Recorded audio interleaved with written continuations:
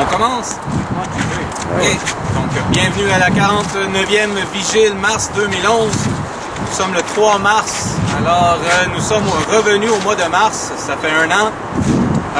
Pour le décompte, il reste, à part celle-ci, 4 vigiles à se présenter au Champ de Mars et à s'exprimer et à apporter des solutions, à proposer des actions. À lire des textes et à se servir de cette place publique qu'on occupe pour prendre la parole, sans censure, diffusée sur l'Internet. Alors, bienvenue à cette 49e, bonne 49e, et place à la lecture de texte. Thierry Vincent, je vais prendre la première place. Et une autre, parce que j'ai beaucoup de choses et je vais séquencer, en français, en tout cas, je vais trancher en plusieurs, je vais faire plusieurs tranches avec mon texte, donc ça sera entrecoupé d'autres lectures et d'autres interventions. Alors, comme je l'ai dit lors des 2 dernières vigiles, je vais utiliser la tribune que m'offre encore mars 2011 afin de tenter de faire ressentir, à l'aide de quelques jalons, le chemin qui nous reste à parcourir avant d'avoir véritablement conquis la vision que nous avons de notre identité collective, étape nécessaire à l'endurcissement de l'âme québécoise. 3e jalon, projet de société. André Lepage, de Saint-Hubert, a lancé l'idée que j'avais promis de reprendre, ce que je fais ici. Rêver de projet, même si on les sait peu réalistes, en fait, surtout si on les sait peu réalistes, est une démarche essentielle. Être pragmatique est une qualité nécessaire, mais rêver de manière pragmatique est une monstruosité. C'est s'enfermer dans un réel à la 1984 de George Orwell, un univers toujours en train de rétrécir, de rapetisser, de nous étouffer. L'imagination, le rêve, les projets, tout cela sert à décrasser l'esprit, à l'aérer, à poser des jalons pour l'avenir, à ébranler le présent, même si c'est pour ne le faire vibrer que de manière très subtile, même si ce n'est que sur papier. Et ici, les mots sont forts, mais des dessins seraient très puissants. Comme j'avais plusieurs idées en tête et pas de cadre précis, j'ai décidé de vous présenter le tout sous la forme d'un abécédaire. Cette contrainte m'a permis de demeurer relativement cohérent, tout en m'obligeant à aborder 26 thèmes distincts, ce qui explique pourquoi je vais devoir couper là-dedans. Et il y a donc énormément de matière. Il y a des recoupements, un vague tableau général, mais il ne faut voir là que des idées jetées à la volée dans l'effervescence des dernières heures que nous offre le cadre de mars 2011. A. Architecture. Bon. Est-ce que c'est moi qui ai une forme ou est-ce qu'il y aurait vraiment quelque chose à faire pour des formes de bâtiments?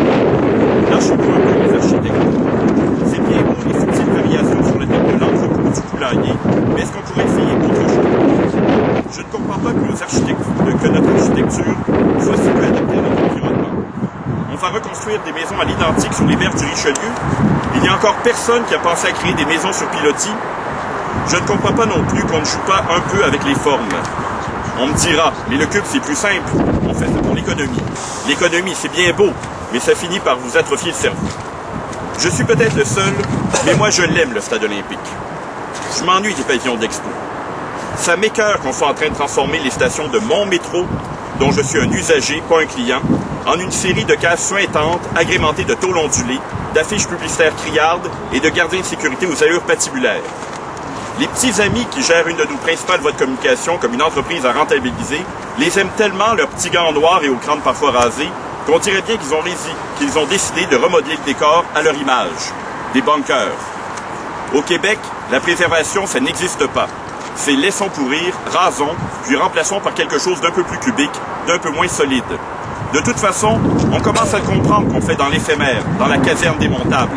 Ça commence à nous rentrer dans le crâne que nous ne sommes qu'une nation de locataires. Il est temps de réfléchir à notre rapport à la durée. Il y a des choses qui devraient être conçues de manière éphémère. Je rêve par exemple d'hôpitaux de papier-dri que l'on reconstruirait tous les ans sur un autre terrain avant de brûler l'ancienne structure, contaminée par les germes et les moisissures. J'attends avec impatience que quelqu'un pense enfin à faire profiter des sortes de Lego géants pour qu'on puisse se construire des maisons à notre goût et pouvoir les refaire si ça nous tente. Je me demande si on ne devrait pas, tous les automnes, recouvrir nos trottoirs de sur-trottoirs, des sortes de passerelles au ras du sol, structures métalliques chauffantes sur lesquelles la neige et la glace ne prendraient jamais. Cela, c'est pour l'éphémère. Mais il y a aussi des bâtiments qui devraient être conservés avec un soin jaloux. Et surtout, il y en a d'autres, des nouveaux, qui devraient être construits pour les siècles à venir. Quelle est la dernière chose ici qui a été construite avec l'idée que ce serait pour des siècles? L'oratoire Saint-Joseph? Voyons-y. Comme l'avait dit quelqu'un ici même lors d'une des premières vigiles, la forme dominante de notre environnement nous moule l'esprit. Une ville uniquement constituée de grosses cases, remplies de toutes petites cases, finit fatalement par nous faire la tête carrée. B pour Biénergie. Suite au verglas, tout le monde s'est dit que d'ici 2 ans, il fallait que toutes les maisons du Québec disposent de 2 systèmes de chauffage autonomes, question de ne plus revivre la crise de janvier et février 1998. Les choses se font lentement, j'en suis conscient. Mais il faudrait que cette autonomisation des maisons devienne un standard. Et elle devrait s'élargir. Il y a eu, il y a 4 ans, des campagnes gouvernementales, plus ou moins efficaces, sur l'importance d'avoir un kit de survie chez soi. Je crois que cela devrait faire partie de nos mœurs. Une maison moyenne devrait pouvoir entrer en parfaite autarcie, chauffage, eau, nourriture, pour au moins une semaine. Idéalement pour 1 mois. Elle devrait aussi pouvoir être évacuée rapidement. Sur un plan plus large, un quartier, une région, un pays devrait pouvoir entrer en autarcie et même être évacué avec une relative facilité. La mondialisation, ce devrait être cela. Et c'est heureusement déjà un peu cela. Un ensemble de régions toutes distinctes, toutes capables de survivre de manière autonome en cas de crise, mais aussi capables d'échanges et surtout d'entraide à l'intérieur d'une conception globale de notre planète. C pour Canada. Une des premières missions que devrait se donner un Québec indépendant serait d'intenter une poursuite contre l'Europe au tribunal international de la Haye. Puis, récupérer notre nom, qui nous a été volé. Les Canadiens, ce sont nous, les francophones. Que ce soit par simple manque d'imagination ou afin d'effectuer une subtile manœuvre d'asservissement mental, les loyalistes issus des 13 colonies se sont appropriés notre nom et notre hymne national et plusieurs de nos symboles. Ils ont même failli profiter du 400e de Québec pour se rebaptiser Québécois d'un océan à l'autre. Une fois libres, nous allons demeurer des Québécois. Ça suffit les tergiversations identitaires à la Elvis Gratton. Mais eux, qu'ils s'inventent une nouvelle identité. Bon, s'ils pleurent trop, on pourrait envisager de leur louer le terme Canada et toutes ses déclinaisons. Ça nous ferait une sorte de remboursement moral. Et si les juges de l'air trouvaient nos demandes trop exagérées et qu'il fallait se contenter d'un dollar symbolique par année, que ce dollar-là soit remis lors d'une cérémonie fastueuse et humiliante. À leurs frais, évidemment. Il y a des crimes symboliques qui ne doivent jamais demeurer sans lendemain. Ils nécessitent une punition, tout aussi symbolique. D pour déchets. Un locataire se moque un peu de son habitat. Il va finir par en changer. Un propriétaire soigne mieux ses possessions. Ça s'est légèrement amélioré, mais depuis que je suis tout petit, je trouve certaines rues de Montréal prodigieusement sales, pour ne pas dire dégueulasses et déprimantes. Déjà, les matelas et autres meubles abandonnés dans les ruelles, ça fait un peu peuple désemparé. Mais les menus déchets, les verres vides, les emballages, les mégots, ça fait un peuple mal dans sa peau. Peuple qui déteste l'endroit où il se trouve. C'est si compliqué de garder tout ça dans ses poches ou un micro-sac poubelle en attendant de pouvoir les jeter dans l'endroit approprié. Mieux encore, en attendant d'être rentré chez soi pour les jeter chez soi, je vais élargir. Les graffitis, le vandalisme, les pollutions de toutes sortes, ce sont des marques de propriétaires ou de prisonniers. Et si nous sommes effectivement des prisonniers dans nos propres villes, est-ce que ce n'est pas avant tout dans nos têtes que nous le sommes? Alors comment se libérer? En continuant à agir en prisonnier ou en commençant à agir en propriétaire? Tiens, une idée parmi d'autres. Lançons l'habitude de la promenade poubelle. Si on a beaucoup de temps à soi, qu'on veuille aider notre communauté et qu'on ne sache pas par où commencer, eh bien on part de chez soi avec un sac vert et on se promène tant qu'il n'est pas rempli. Quand il est de bon poids, on rentre chez soi et le sac est jeté avec nos déchets domestiques. On va abandonner sur un coin de rue dans une poubelle publique chez nous. Ça nettoie. On pourrait aussi se dire qu'en tant qu'indépendantiste, une de nos actions régulières et visibles pourrait consister à soigner notre environnement immédiat. C'est à nous, ce pays-là, oui ou non. Il pourrait y avoir des corvées du genre « tel jour on nettoie telle rue ». Ça se fait à Central Park, à New York. Ça se fait ici, sur le Mont-Royal. Ma nièce, à l'école primaire, a même participé à une séance de ramassage de seringues contaminées au Parc La Fontaine. De manière plus générale, j'ai été particulièrement ému par la grande corvée organisée à Saint-Jean-sur-Richelieu au printemps dernier. Est-ce que la tradition de la corvée ne devrait pas être valorisée, systématisée, devenir une caractéristique de notre culture? Au milieu de la corvée, il y a le grand repas communautaire. Après, pourquoi pas, des histoires et des chansons. Ça brise l'individualisme, ça brise l'isolement, ça nous rapproche. et les uns des autres, et de nos traditions, et de la prise de possession de notre territoire. E pour éducation populaire. Il y a une conclusion à laquelle nous sommes arrivés depuis plus de 6 mois, ici même à la Vigile. Il faut relancer un système d'éducation d'université populaire. La population du Québec a un besoin criant d'information, mais peut-être surtout d'échanger, de partager. Un lieu public comme celui où nous nous trouvons peut servir de lieu de transmission. Cela peut prendre la forme qu'a actuellement la Vigile, mais aussi des dizaines d'autres formes, et même celle, pourquoi pas, d'un théâtre de rue éducatif. Nous sommes en train de faire la preuve que si l'on tient vraiment à se parler, la location d'une salle n'a rien d'obligatoire, et cela quel que soit le temps qu'il fait. Il y a aussi la toile, bien sûr, et tous les médias sociaux. On a envisagé de relancer les visites guidées, les assemblées cuisine, les publications à bon marché. Il y a près de 100 ans, H.G. Wells, auteur de La guerre des mondes et de La machine à explorer le temps, et militant socialiste, a créé une petite révolution en rédigeant une histoire du monde diffusée sous la forme de fascicules à bon marché. C'était la première fois que des ouvriers avaient accès à une vision synthétique d'une des branches du savoir humain. Il y a sans doute 1000 autres idées possibles, et certaines choses se font déjà. Une idée qui me vient et qui n'a rien de bien nouveau, constituer le corpus des connaissances de base qui devrait être connu de tous les Québécois. Pour ce faire, que chaque personne qui détient certaines connaissances qu'il considère fondamentales les présente dans un cadre ou un autre, l'ensemble de ces communications devant être transmis au maximum de gens sous une forme ou une autre. C'est moi qui fais de la culture populaire. Mais ce sujet, comme bien d'autres, peut tout à fait bénéficier de plus d'un point de vue, de plus d'un porte-parole. F pour flotte, au pluriel. Est-ce qu'un Québec indépendant devrait avoir sa propre marine et sa propre aviation? Je veux surtout dire par là développer sa propre technologie, ses propres modèles d'avions et de bateaux. Il me semble qu'on ne rêve jamais d'avions, de bateaux, même de fusées issus du génie québécois. Ne serait-ce que sur le plan esthétique, de la ligne, ne serait-ce que sur l'illustration. Démultiplions l'esprit bombardier. Il y a là une grande part de notre identité à forger.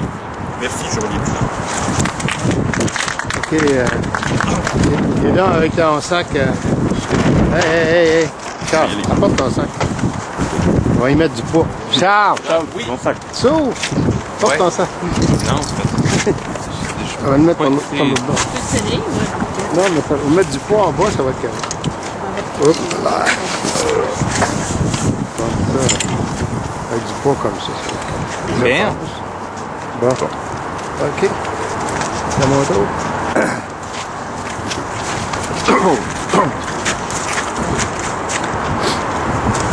Bon, Mesdames, Mathieu, je vais continuer la lecture des textes de M.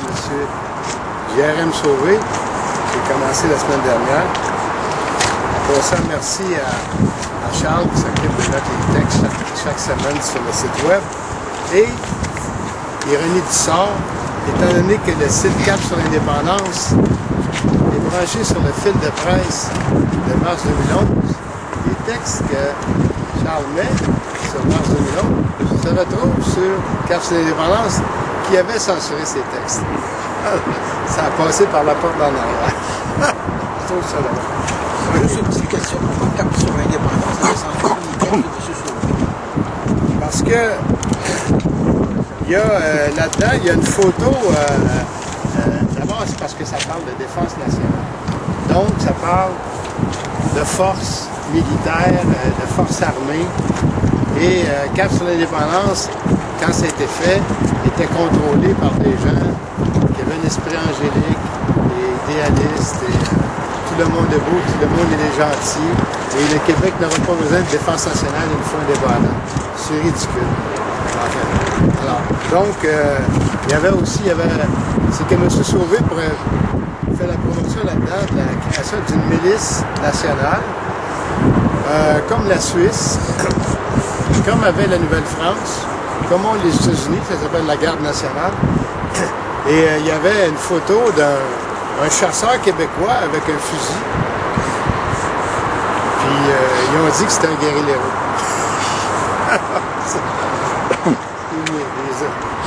Des raisons absurdes comme ça. OK, donc je reprends au même point que j'avais là-dessus. Le Québec est dangereusement riche. Le Québec est un pays riche, très riche même. Il possède d'immenses ressources minières, de vastes forêts, des pêcheries abondantes, des possibilités agricoles considérables, des ressources énergétiques et de l'eau douce en quantité. Son climat est sain et propice à la santé physique et mentale et à l'activité organisée, poussée et soutenue. De plus, son territoire, qui est stratégiquement situé de part et d'autre d'une longue voie navigable naturelle ouverte sur l'océan, offre des possibilités d'établir des relations commerciales avec n'importe quel autre pays au monde. Une autre richesse, sa population est maintenant compétente et son intégrité suffisamment élevée pour donner confiance à n'importe quel interlocuteur étranger. Toutes ces richesses combinées peuvent et doivent devenir une source de bonheur, non seulement pour les Québécois, mais pour tous les autres avec qui ils entrent en contact. Cependant, elles peuvent aussi devenir cause d'indicibles malheurs, car les grandes richesses sont aptes à provoquer, d'une part, le laisser-aller, la négligence, la facilité et la paresse physique, intellectuelle et mentale et morale, avec toutes leurs conséquences, et de l'autre, elles peuvent provoquer les cupidités, les convoitises, les avidités et les ambitions sordides qui mènent droit vers tous les vices. Or, les guerres, comme le montre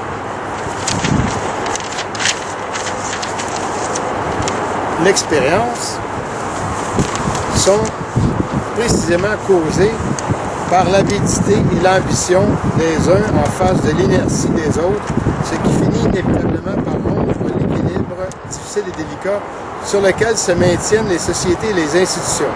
En conséquence, un pays riche doit être constamment sur ses gardes.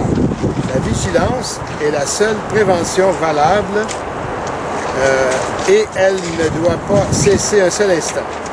Un pays riche ne peut s'attendre à évoluer automatiquement en paix. C'est de l'utopie, car l'humanité actuelle n'est pas davantage maîtresse de ses passions que dans le passé. Deuxièmement, l'émancipation québécoise est un phénomène réel et permanent. Depuis quelques années, l'expression, je vous rappelle que ce texte a été publié en 1977, alors depuis quelques années, l'expression canadien-français a pratiquement disparu pour être remplacée par le terme québécois. Ce phénomène est survenu au terme d'un processus de survivance dont la force minime au début s'est accrue peu à peu pour atteindre les proportions que nous connaissons aujourd'hui. Cette identification s'accompagne d'un désir conscient et croissant d'émancipation, lequel se traduit par un refus de plus en plus marqué de se laisser dicter une ligne de conduite provenant de l'extérieur. En effet, il s'agit simplement de se prendre en charge, de s'assumer et de devenir pleinement historique comme de vrais hommes et de vraies femmes. Or, comme aucun peuple inféodé n'est historique, il en résulte que l'inféodation est irrecevable pour n'importe quel Québécois qui se rend compte de la différence. Cependant, il arrive qu'une certaine propagande anti-québécoise cherche à masquer la réalité par des mots. Par exemple, les termes séparatisme, indépendantisme, fédéralisme renouvelé, etc., tendent à diviser les Québécois entre eux en les polarisant d'abord sur le plan des idées, puis ensuite les opposants en des groupes hostiles les uns aux autres. Cette terminologie qui fausse les consciences en partant est extrêmement dangereuse car elle débouche sur des querelles intestines futiles et inutiles. De plus, elle ne change rien à cette réalité qu'est l'émancipation, terme plus général et plus exact, puisqu'il indique en même temps que la force dont elle procède est centripète de nature. L'État fédéral est inerte, c'est le point 3. L'État fédéral est inerte. L'inertie d'un État dépend directement de sa grosseur proportionnelle. Plus un État est proportionnellement gros, plus il est inerte et moins il est capable de s'adapter et se plier à des changements nécessaires. C'est le cas de l'État fédéral actuel qui a grossi démesurément lorsqu'on tient compte de la population totale du Canada et de ses besoins réels en gestion et en administration. Ce grossissement démesuré est le résultat de guerres mondiales ainsi que des conditions changeantes qui sont survenues par la suite. Or, l'expérience politique démontre que les retours en arrière sont pratiquement impossibles. Seulement la catastrophe peut changer quelque chose. En conséquence, l'État fédéral oppose à l'émancipation québécoise une force centrifuge et parfois abstraite. Ceci veut dire, en fin de compte, que quels que soient les changements et les adaptations d'ordre constitutionnel que le dynamisme québécois exigera de l'État central, il y a très peu de chances que la réponse soit positive. Cette situation peut mener vers un éclatement. 4. Le Canada n'est pas une confédération. L'Encyclopédie Britannica définit une confédération comme, en anglais, a union of sovereign states, c'est-à-dire une union d'États souverains. Or, aucune province canadienne n'étant souveraine, le Canada n'est pas une confédération. Le même article spécifie d'ailleurs clairement que le terme confédération ne peut réellement s'appliquer qu'aux États germaniques dont les unions historiques ont presque toujours respecté l'intégrité politique et la souveraineté des États membres. Par l'accroissement continuel des pouvoirs et des dimensions organiques de l'État central, le Canada est devenu un État informe dans lequel le dynamisme est bloqué par les conflits de juridiction entre différents paliers de gouvernement, le dédoublement des ministères, des budgets, des services, des bureaucraties, des représentations à l'étranger, etc. Cette situation pouvait durer aussi longtemps que l'économie était solide et profitable. À présent que l'économie est en chute, cette situation ne peut plus durer. Cependant, comme l'expérience le prouve, les institutions en place sont tenaces et ne changent pas, même en face de la perspective d'une guerre. Ceci veut dire qu'il sera extrêmement difficile de faire du Canada une authentique confédération, même avec la meilleure volonté du monde. Le risque de passer par une guerre civile pour y parvenir est considérable, mais il n'est pas absolu. 5. La querelle qui oppose le Québec au reste du Canada n'est pas idéologique. Rien ne sert de le nier, la querelle qui oppose le Québec aux provinces anglophones est une querelle et une rivalité qui a assez peu à voir avec les idéologies. En effet, pour les Québécois, dont les familles originelles sont venues des régions maritimes de l'Ouest et du nord de la France, et dont les ancêtres ont écumé les mers, soit au nom des rois de France, soit en leur nom propre, les Anglais sont loin d'être des étrangers. Ni les Irlandais, ni les Écossais et les Gallois non plus. En effet, les rapports qui se sont établis entre ces peuples remontent à plus d'1 millier d'années en arrière. Ce sont bel et bien nos familles qui ont participé à la conquête normande qui a placé l'Angleterre sous le joug des Français pendant des centaines d'années. Ce fut d'ailleurs une domination impitoyable, probablement la plus dure de toute l'histoire de l'Angleterre. En Amérique du Nord, l'histoire a renversé les rôles. Ceci veut dire que les rapports qui s'établissent entre ces peuples ont plus de chances de se situer sur un plan viscéral que sur un plan rationnel. Conclusion, ces conditions indiquent que des changements politiques majeurs s'annoncent, ceci en dépit de l'apparente stabilité du statu quo actuel. Plus important encore, ces conditions mènent vers une perspective d'éclatement, d'où peut en résulter une guerre civile pendant le processus d'émancipation politique que le Québec ne manquera pas d'exiger à brève ou longue échéance. À défaut, une guerre militaire peut survenir après l'émancipation politique. Comme nous l'avons démontré sur le plan stratégique, le Québec peut devenir rapidement assez fort pour sortir gagnant. Cependant, comme il est encore infiniment préférable de les prévenir, mieux vaut alors se mettre au travail immédiatement afin de créer les conditions nécessaires au maintien de la paix et de la sécurité. Nous y gagnerons sûrement. Nous avons déjà décidé d'être pacifistes et nous le sommes. Cependant, être pacifiste ne veut aucunement dire être naïf et ne doit en aucune manière être interprété comme une faiblesse de notre part. Alors, je pense que ça répond à la question que monsieur avait posée tout à l'heure. Le Québec doit se préparer à se défendre éventuellement parce que le monde, c'est la jungle. Oui. Surtout qu'on est à côté des États-Unis. On est à côté des États-Unis. C'est pour ça qu'il parle beaucoup avec beaucoup de chance. Alors, là, je vais vous lire deux plus petits articles très intéressants. D'abord, vous voyez qu'il y a une carte. C'est une carte de l'Amérique du Nord avec le Québec en noir. On nous dit souvent que si le Québec Labrador, hein. que si le Québec devenait indépendant, il serait enclavé à l'intérieur du Canada, prisonnier derrière un mur.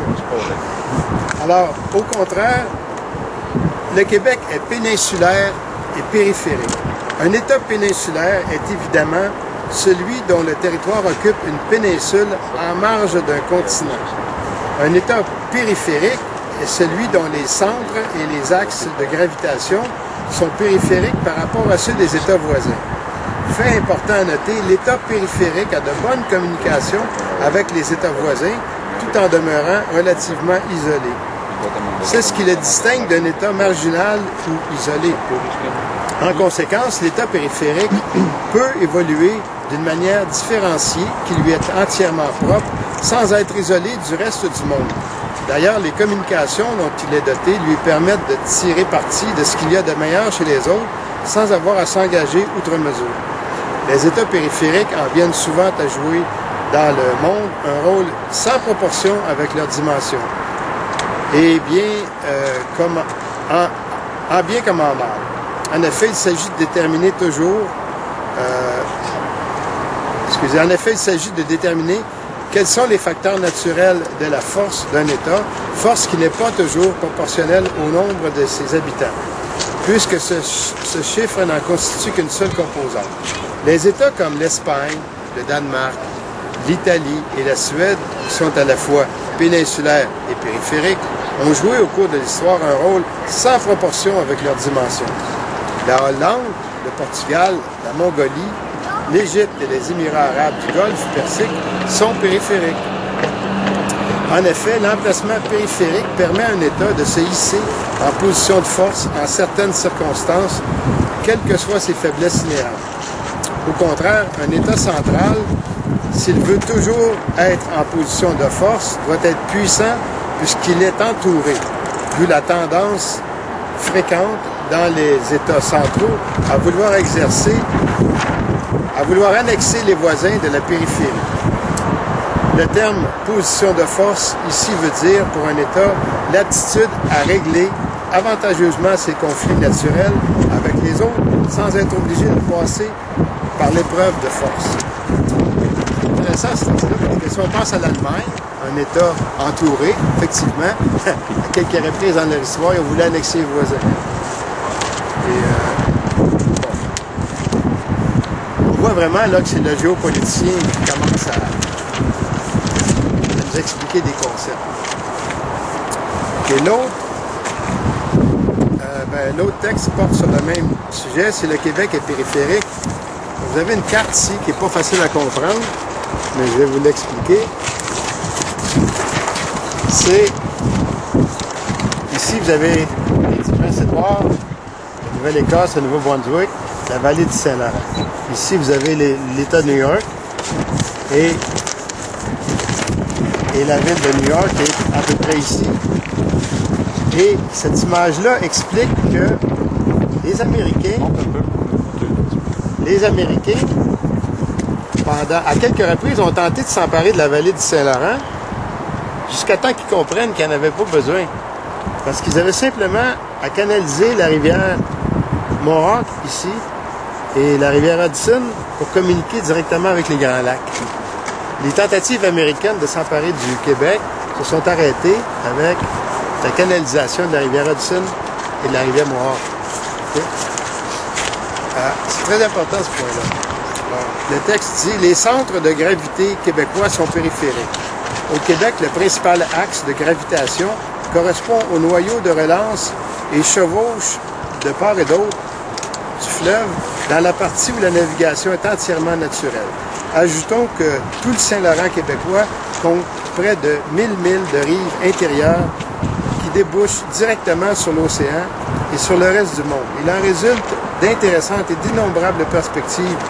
Situé à 400 000 au sud de l'axe québécois, l'axe Boston-Norfolk s'est développé d'une part en fonction de l'océan qui est placé directement en face et de l'autre en fonction des chaînes montagneuses de l'arrière. Comme la montagne est un obstacle et l'océan une voie de communication, il est normal que cet écoumène, un écoumène c'est un milieu de vie plat et généralement arrosé d'un cours d'eau. Donc, cet écoumène tourne le dos à la montagne et regarde vers l'océan. Au contraire de ses rivales localisées sur le même axe, New York a une ouverture géographique vers l'arrière du pays.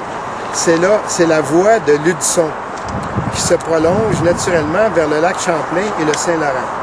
Dans ces conditions, il est naturel que les New-Yorkais tentent de court-circuiter le Saint-Laurent afin d'accéder au Grand Lac. En fait, ils se sont essayés à plusieurs reprises et il en a résulté des guerres qui ont pris fin avec la construction du canal Erie, lequel leur donna entièrement satisfaction. Cependant, le mouvement de pénétration new-yorkais vers l'ouest risquait de déborder sur la péninsule du Niagara. Ceci amena les Britanniques à organiser la défense de la région. Ce sont ces événements d'ordre géopolitique qui ont contribué à laisser le Québec seul et à lui-même. Je vous explique ce point. Donc, les New-Yorkais, les Américains, avaient intérêt à aller vers l'ouest et leur chemin naturel était par la rivière Hudson et ils ont creusé le canal Erie. Ils sont arrivés près de Niagara. Et là, ils étaient au sud de l'Ontario. Ils pouvaient donc s'emparer facilement de tous les grands lacs, nord et sud, côté nord, côté sud. En 1838, quand Durham est venu au Québec, l'ex-Nouvelle-France, il n'a pas juste écrit son rapport, il a aussi visité jusqu'au Grand Lac la province de Québec. Et il a constaté que les Américains étaient déjà de l'autre côté. C'est à ce moment-là que les colonialistes anglo-britanniques ont encouragé les loyalistes, qui étaient dans les cantons de l'Est, à déménager dans le sud de l'Ontario en leur payant leur transport, en les fournissant en bestiaux et en terre. Okay? Parce que là, ils devaient avoir une population au nord des Grands Lacs qui était loyale à l'Empire britannique et ils ne pouvaient pas envoyer les Canadiens français qui n'étaient pas trop fiables. Et c'est à ce moment-là que les cantons de l'Est se sont pratiquement vidés des loyalistes. On a racheté leurs terres pour pas cher avec l'aide des caisses populaires. Et ils ont migré. Et à cette période-là, c'est assez drôle. Un Canadien qui était né ici, même un Canadien anglais, ne pouvait pas se faire payer le transport entre le Bas-Canada et le Haut-Canada. C'était uniquement les loyalistes. Les loyalistes, on leur payait toutes les dépenses pour qu'ils déménagent. Alors, c'était vraiment une décision géopolitique, une décision stratégique pour protéger les intérêts de l'Empire britannique en Amérique du Nord en peuplant le nord des Grands Lacs. Okay? Et ça a contribué à notre protection, d'une certaine façon, sans s'en rendre compte, en évacuant les loyalistes. Ils ont résolu eux-mêmes un gros problème que nous, on avait. Ça laissait de la place pour les autres. Je vais vous lire un article que j'avais sauté au début. C'est simplement de l'information sur le capitaine Sauvé. Le capitaine Sauvé, ici. Okay. Géographe spécialisé en géopolitique, science qui étudie la survivance des États, J.R.M. Sauvé a servi 27 années dans les Forces armées canadiennes. Pendant les 5 premières années, il fut membre des Forces de réserve, ce qui lui permit de faire l'entraînement en même temps que les études académiques. En service régulier, pendant les 22 années suivantes, il a rempli de multiples fonctions et fut affecté à de nombreux postes tant au Canada qu'à l'étranger. Ancien membre du quartier général de la Force mobile, ancien professeur au collège militaire de Tessie, au Ghana, il a servi tour à tour avec l'OTAN, avec l'Organisation des Nations Unies au Moyen-Orient et dans le programme d'assistance aux pays du Commonwealth. Officier d'infanterie et parachutiste, il a pris sa retraite en avril 1975, à l'âge de 44 ans, et il reçoit une pension de l'armée canadienne depuis 7 ans. 1975. Membre de l'Institut des études stratégiques de Londres, il est aussi conseiller à la Banque fédérale de développement, Athlète, il a gagné 11 médailles d'or à la lutte de style libre, Jeux olympiques. Sportif et dévoué au sport amateur, il fut le premier instructeur de lutte olympique au service des sports de la Ville de Montréal. Il fut secrétaire général de la Fédération de lutte olympique du Québec, secrétaire trésorier de l'Association de tir au Québec. Il est également président fondateur du célèbre club de gymnastique artistique féminine, les Gymniques, qui sont au centre Claude Robillard, et à qui il a donné le nom. Il faut signaler que ses premières études en géopolitique ont porté sur le rôle de la géographie dans la survivance des Canadiens français. Il a fait des études aux universités Laval, d'Ottawa, de Montréal et de Londres, et il a aussi suivi pendant 2 ans des séminaires de géographie sur l'organisation de l'espace allemand en Allemagne du Nord avec les professeurs Richard Butte. Et ces dernières études lui ont permis de perfectionner ses connaissances déjà acquises en géographie, en même temps que la langue et la civilisation allemande. Chargé par l'aile conservatrice du Parti québécois d'examiner les possibilités de faire l'indépendance dans la paix, il a effectué à cet effet une série de recherches qui l'ont conduit dans plusieurs pays. Jusqu'à maintenant, ses réponses ainsi que ses exposés sur le sujet ont été restreints à un nombre réduit de personnes, dont le premier ministre lui-même, René Lévesque, à ce moment-là.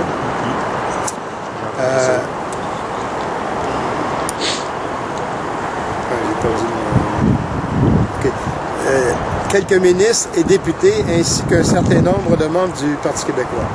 Dès le début de 1975, il a soumis un exposé détaillé d'une 50aine de pages qui a été sérieusement examiné par tous les concernés, dont M. Lévesque lui-même. Cependant, le parti n'était pas au pouvoir à ce moment et en conséquence, on ne crut pas qu'il y avait lieu d'y donner suite.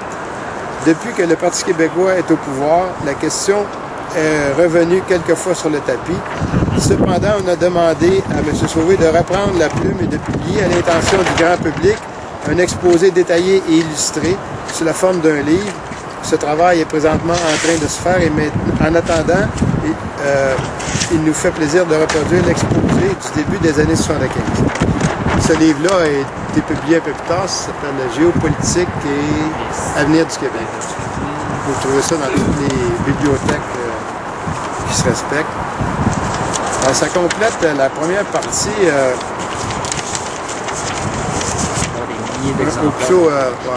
Une des premières parties.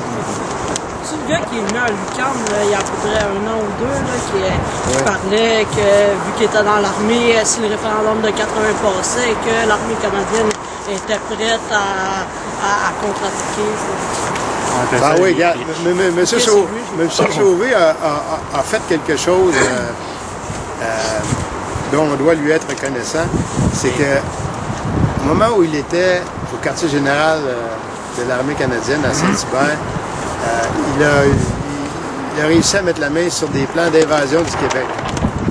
Et le premier rendez-vous avec M. Lévesque, juste ici, à l'édifice Hydro-Québec, et les plans ont été remis au Parti québécois. Ça, juste ce simple geste lui valait la cour martiale, mais il l'a fait. Okay? Donc, il a inventé les plans, je pense que ça s'appelait Need Pitch, l'opération Need Pitch. Et ce faisant, il a paralysé les intentions du gouvernement fédéral au moment du référendum de 80. C'est un des accomplissements de M. Sauvé. C'est drôle parce qu'il y a encore des gens qui pensent que c'est un agent du SCRS. OK, alors je vais laisser ma place à un autre, mais j'ai encore des textes à lire tant que vous voulez. Bravo! Bravo.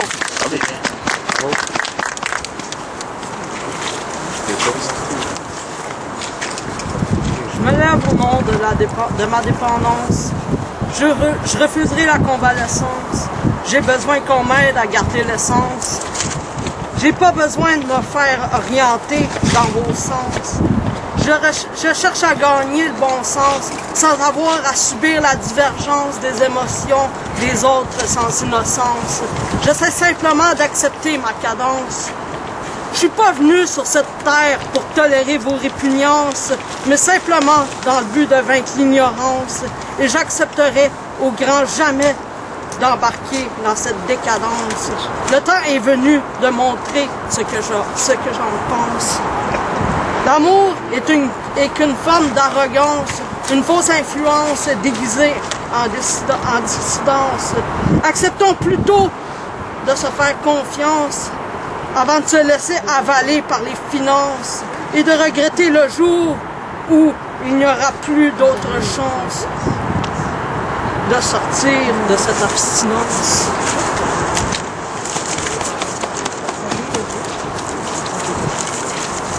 C'est mon premier texte indépendantiste, ça absurde un peu, mais réaliste.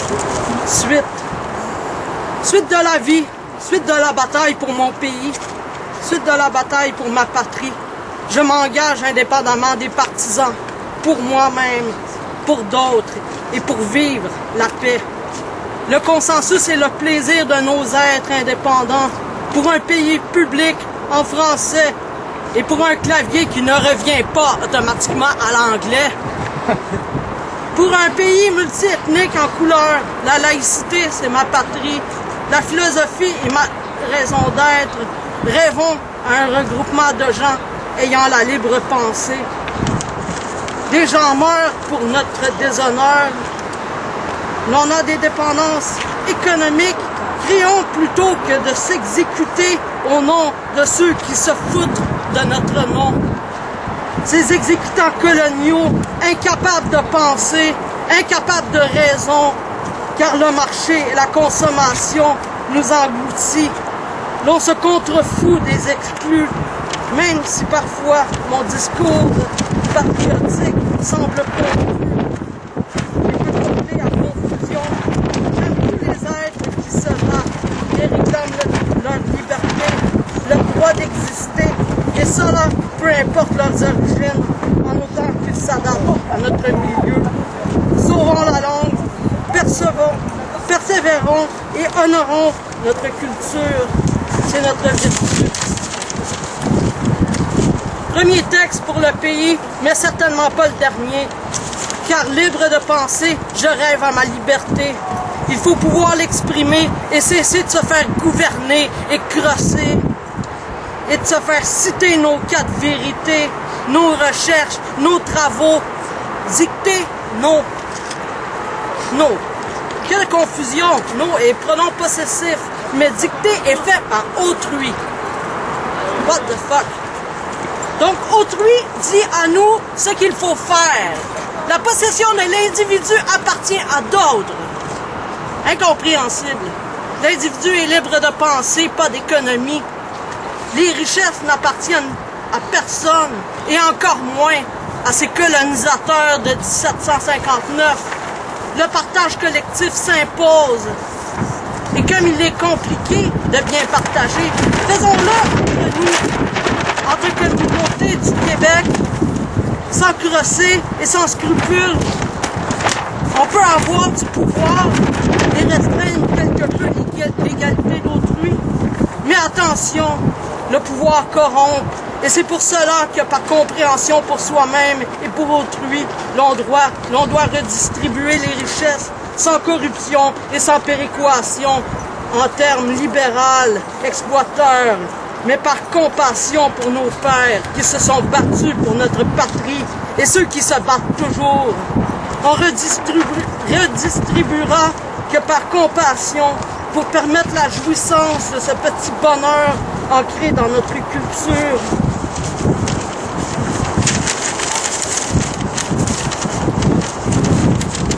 Montrons qu'il n'est pas superficiel comme le monde.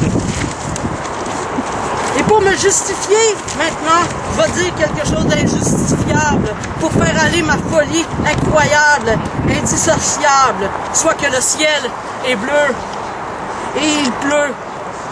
Les folies des capitaux ancrées dans nos âmes, au nom de la corruption de nos colonisateurs qui ont brainwashé toute la société à la norme irrationnelle de l'économie capitaliste qui nous détruit.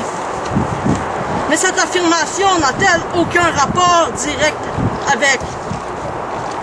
et conscient avec le contenu de l'idée principale du début, soit son indépendance? Ou peut-être indirectement, comprend-on que cette affirmation de l'inconscient rejoint directement le sujet abstraitement? Cela démontrerait donc que l'individu qui parle le sait.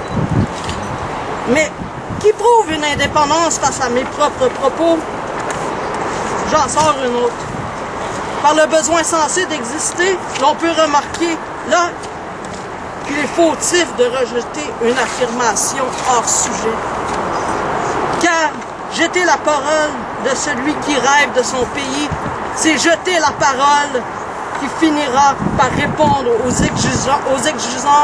exigences de celui qui n'a rien compris et qui est toujours corrompu par l'argent.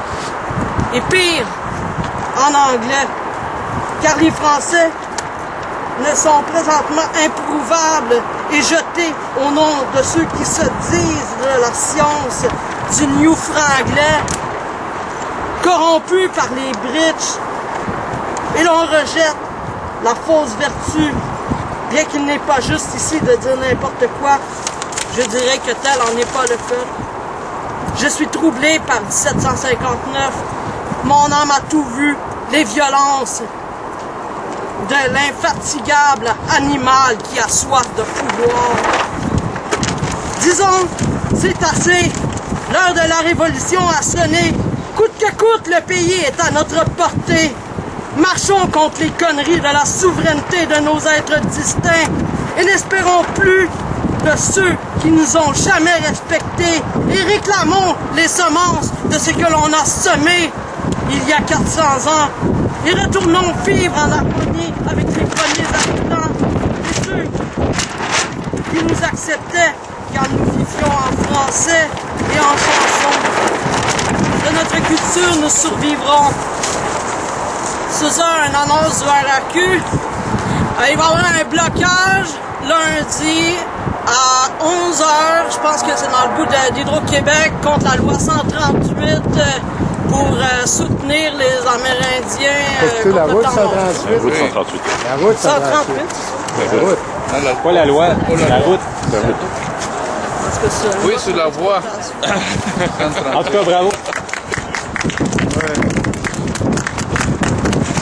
Thierry Vincent. J'ai Je vais le dire franchement. S'il y a 25 ans, les frais universitaires avaient été ceux d'aujourd'hui, et je ne parle pas de ceux de demain, je ne serais pas ici. Si quelqu'un ici a déjà trouvé qu'une des choses que j'ai pu dire pouvait être vaguement intéressante, vaguement originale, dites-vous bien que vous ne l'auriez jamais entendu si j'avais dû à l'époque débourser à l'université plus de 50 $ par cours. C'est comme ça. Il faut surtout se demander ce que nous voulons comme société. Si nos universités ne sont que des écoles de métier, l'argument de la ministre de l'Éducation, selon lequel tout universitaire fera de 500 à 700 000 $ de plus que tout autre citoyen, tient la route. Il ne s'agit en effet que d'un investissement personnel dont on recevra des bénéfices par la suite. Nous déboursons pourquoi, au fond? Pour obtenir un bout de papier qui nous donnera accès à un emploi mieux rémunéré. Cette façon de voir normalise, en bout de ligne, l'achat de travaux ou même de thèses, ainsi que la location de doublures chargées d'effectuer les examens à notre place, l'éducation n'étant après tout qu'un jeu de placement financier. Selon cette optique bien libérale, une optique de petit épicier, il est évident que les universités ne sont surtout pas des lieux de savoir, de réflexion, d'avancement de la pensée. Vous vous en doutez bien, mais il va falloir que quelqu'un le dise et se présente comme preuve vivante. L'obtention d'un diplôme universitaire n'est en rien une garantie d'emploi et donc, par le fait même, d'emploi mieux rémunéré.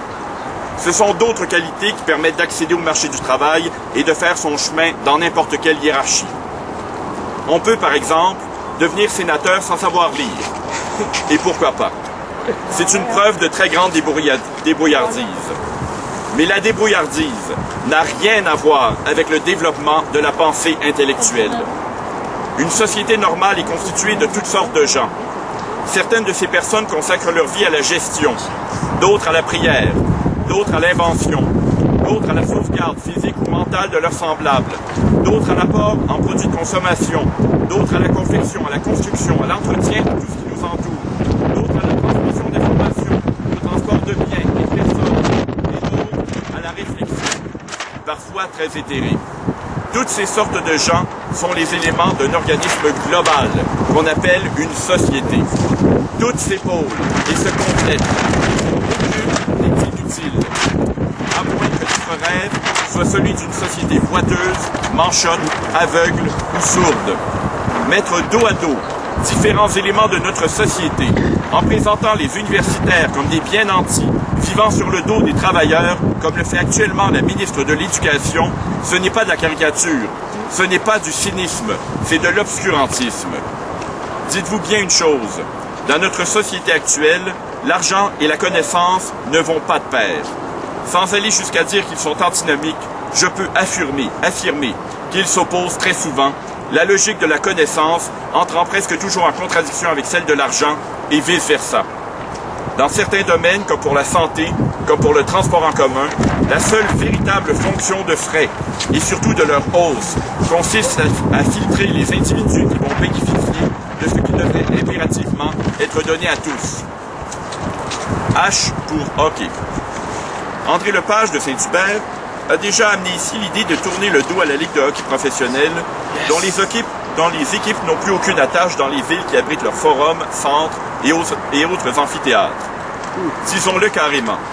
Il y a effectivement une tendance lourde, et suivant cette tendance, nous aurons bientôt des Jeux olympiques où les athlètes ne seront plus les représentants de leur pays, mais des porte-paroles de multinationales.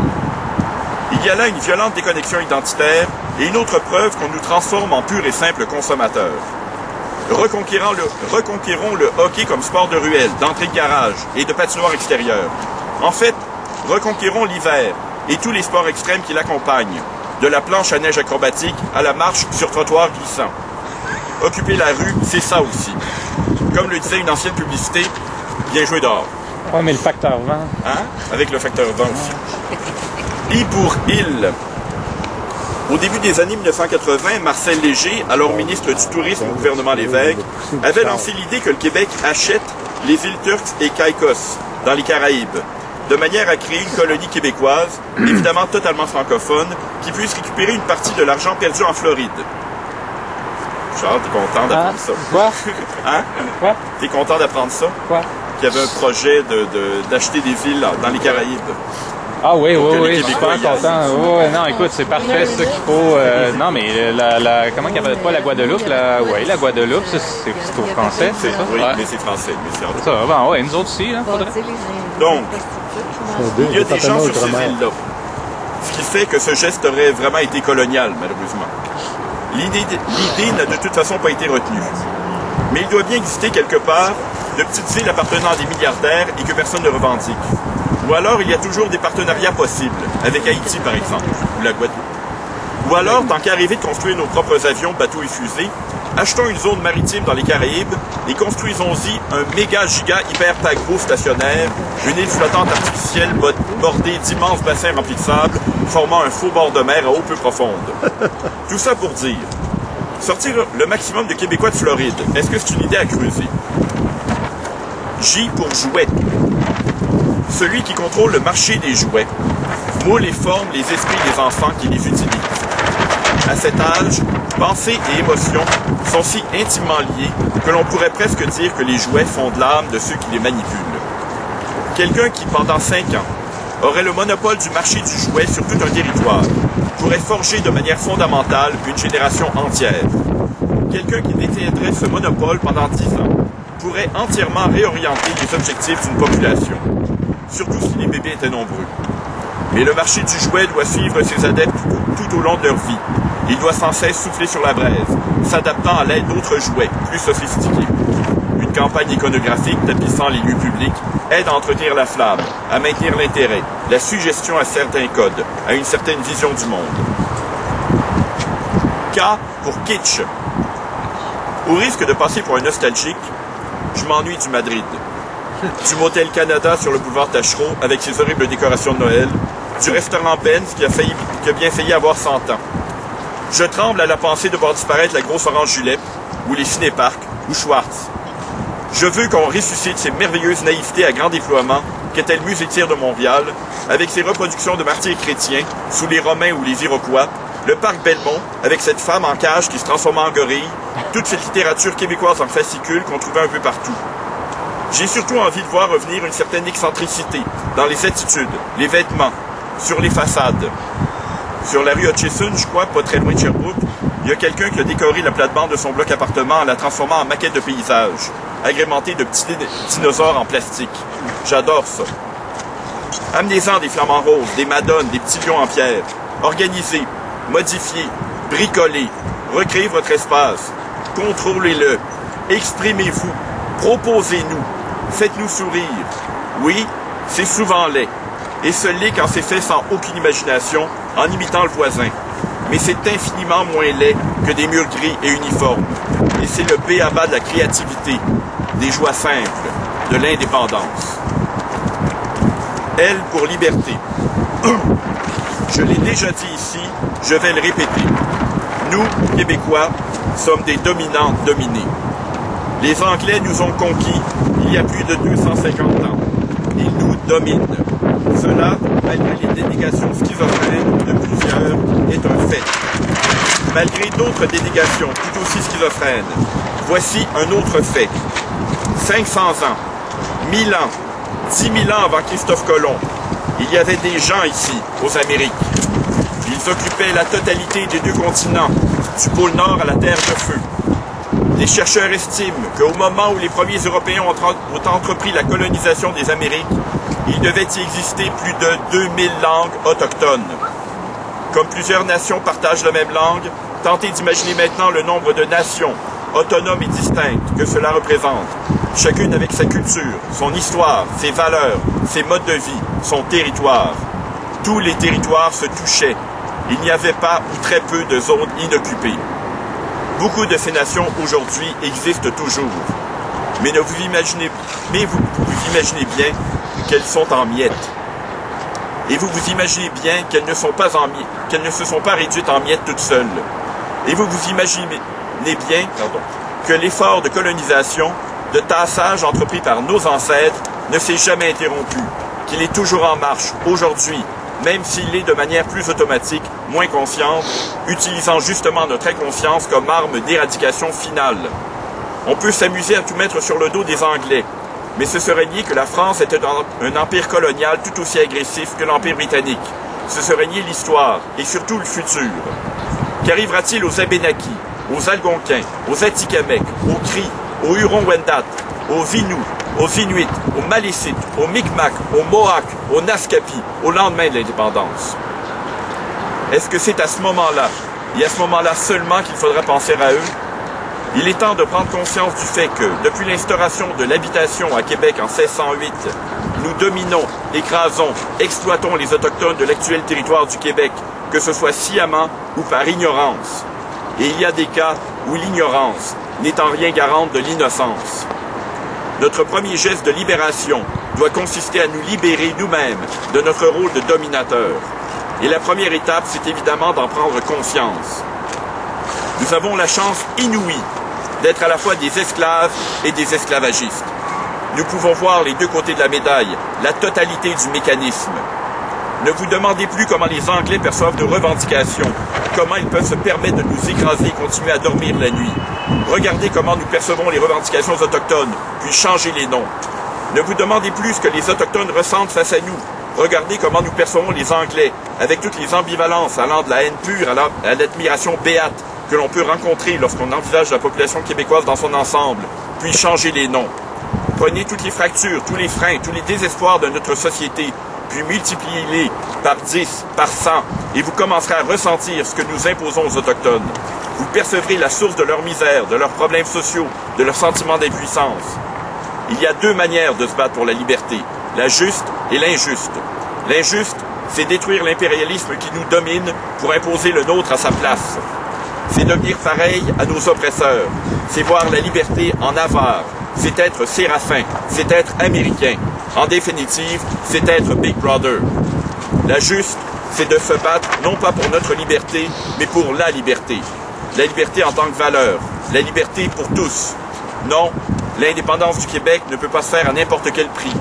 Non, elle ne se fera pas au prix de 11 ethnocides. Nous en avons fait la preuve. Il y a des domaines précis où le Québec a sur le monde entier une certaine avance. Cela n'a rien d'extraordinaire. Toute culture a sur le monde entier une certaine avance.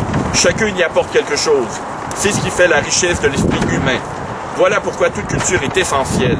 Voilà pourquoi il est grand temps que nous jouions notre rôle sur la scène mondiale. Et notre rôle, selon moi, consiste à tirer parti de notre position de dominant-dominé pour travailler à mettre fin au mécanisme de l'esclavage, de la colonisation, de la domination de l'humain sur l'humain. Bravo! M pour 1000. Nous en arrivons maintenant à la moitié de cet exercice et j'en profite pour nous demander. Et si 1000 personnes décidaient de reprendre cet exercice, c'est-à-dire de créer de leur côté la liste de leurs rêves de projets collectifs pour le Québec, et si chacune de ces 1000 personnes en influençait 1000 autres à leur tour, combien de projets aurions-nous? Et combien de gens, exposés à toutes ces idées, seraient bien placés pour trouver d'autres idées permettant de les faire avancer, de les réaliser? Il faut avoir foi en l'effet papillon. Merci.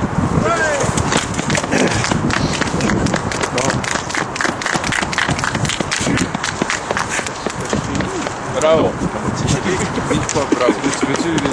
D'abord, je vais continuer avec Jérém Sauvé, un autre texte. Alors là, on aborde la politique de la défense québécoise. Okay. Par Jérém Sauvé. Jusqu'à maintenant, le problème de la défense du Québec dans l'éventualité de l'indépendance a été négligé. Est-ce que parce qu'on a peur d'en parler, qu'on se considère généralement incompétent pour l'aborder, que le problème a peu d'importance?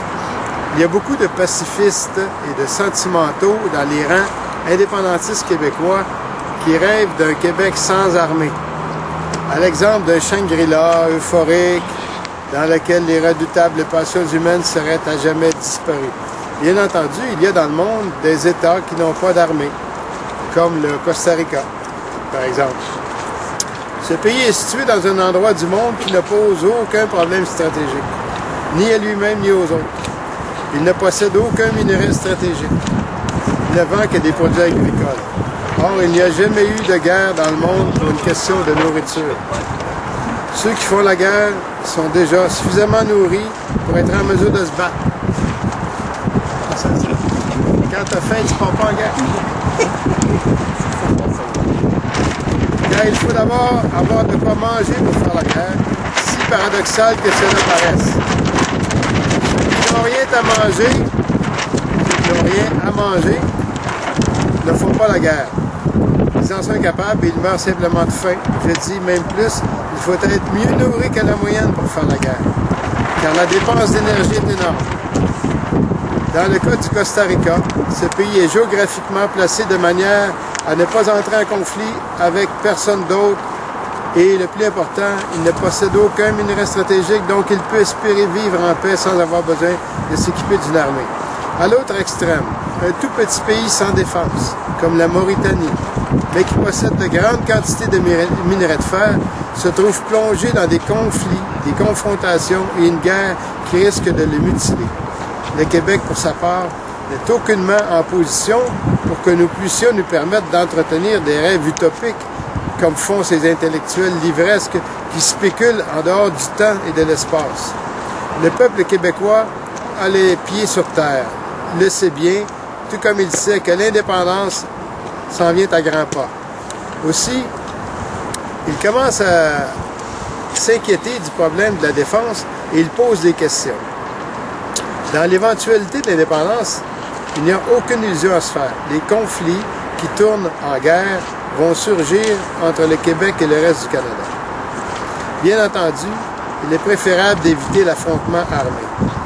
Mais ce qui provoque ces affrontements, est-ce la force des uns ou la faiblesse des autres?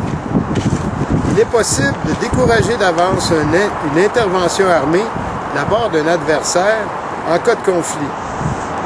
Ça me rappelle Schultz. Non seulement cela est possible, mais c'est même un devoir de le faire. Les raisons qui justifient la préparation d'une défense sérieuse dans le Québec souverain sont nombreuses et méritent toute notre attention. Parmi ces raisons, il y en a qui intéressent directement la sécurité et la survivance du Québec en tant que notre État. D'autres ont une portée plus générale. Voici quelques-uns des motifs les plus importants qui font que la défense du Québec est un problème qu'il faut aborder maintenant et auquel il faudra accorder beaucoup plus d'attention dans l'avenir. Les problèmes territoriaux. Ni la question du laboratoire, ni le problème de la capitale fédérale et de sa pénétration en territoire québécois, ni les autres problèmes qui affectent la souveraineté québécoise sur le territoire, même du Québec, ne seront automatiquement réglés avec l'indépendance. Il ne faut surtout pas s'attendre à des concessions qu'on va nous accorder gratuitement et par bonté de cœur. Ces concessions, il faudra aller les chercher par la dissuasion, à la condition d'avoir des moyens de dissuader. Autrement, nous deviendrons simplement ridicules et nous perdrons même la face devant nous-mêmes et devant tout le peuple québécois qui en attend bien davantage de nous en ce temps critique de notre histoire.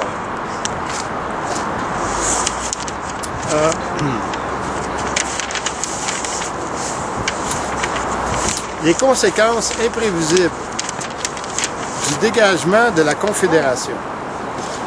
Il se peut qu'on nous laisse partir sans trop de difficultés et qu'on le regrette quelques années plus tard, comme cela est arrivé dans d'autres cas. Il y aura alors danger d'être ramené de force dans le giron fédéral. C'est ce que nous devrons empêcher et le meilleur moyen est encore la dissuasion, à condition d'être sérieusement organisé pour dissuader.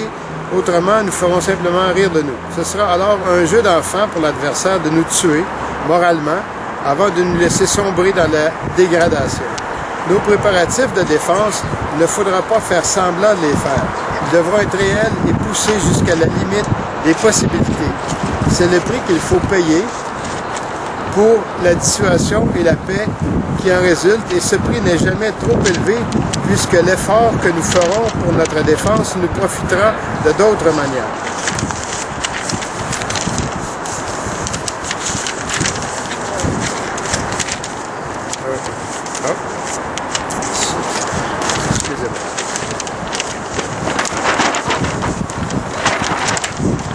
Voilà. Dans le Canada anglais actuel, il existe une minorité d'individus et d'intérêts qui préconisent le recours aux armes pour subjuguer le Québec et le peuple québécois. Cette minorité comporte des extrémistes qui vont jusqu'à suggérer le génocide, même si l'entreprise est utopique. Dans le passé, cette minorité a réussi à nous causer des dommages, ceci à une époque où nous n'étions ni indépendantistes ni séparatistes. De nos jours, elle se sent provoquée, même par les Québécois fédéralistes, à cause de leurs revendications. Compte tenu de l'évolution québécoise vers une autonomie de plus en plus accrue et son débouchement éventuel sur l'indépendance, cette engeance hostile pourrait devenir dangereuse. Il est donc nécessaire que le Québec souverain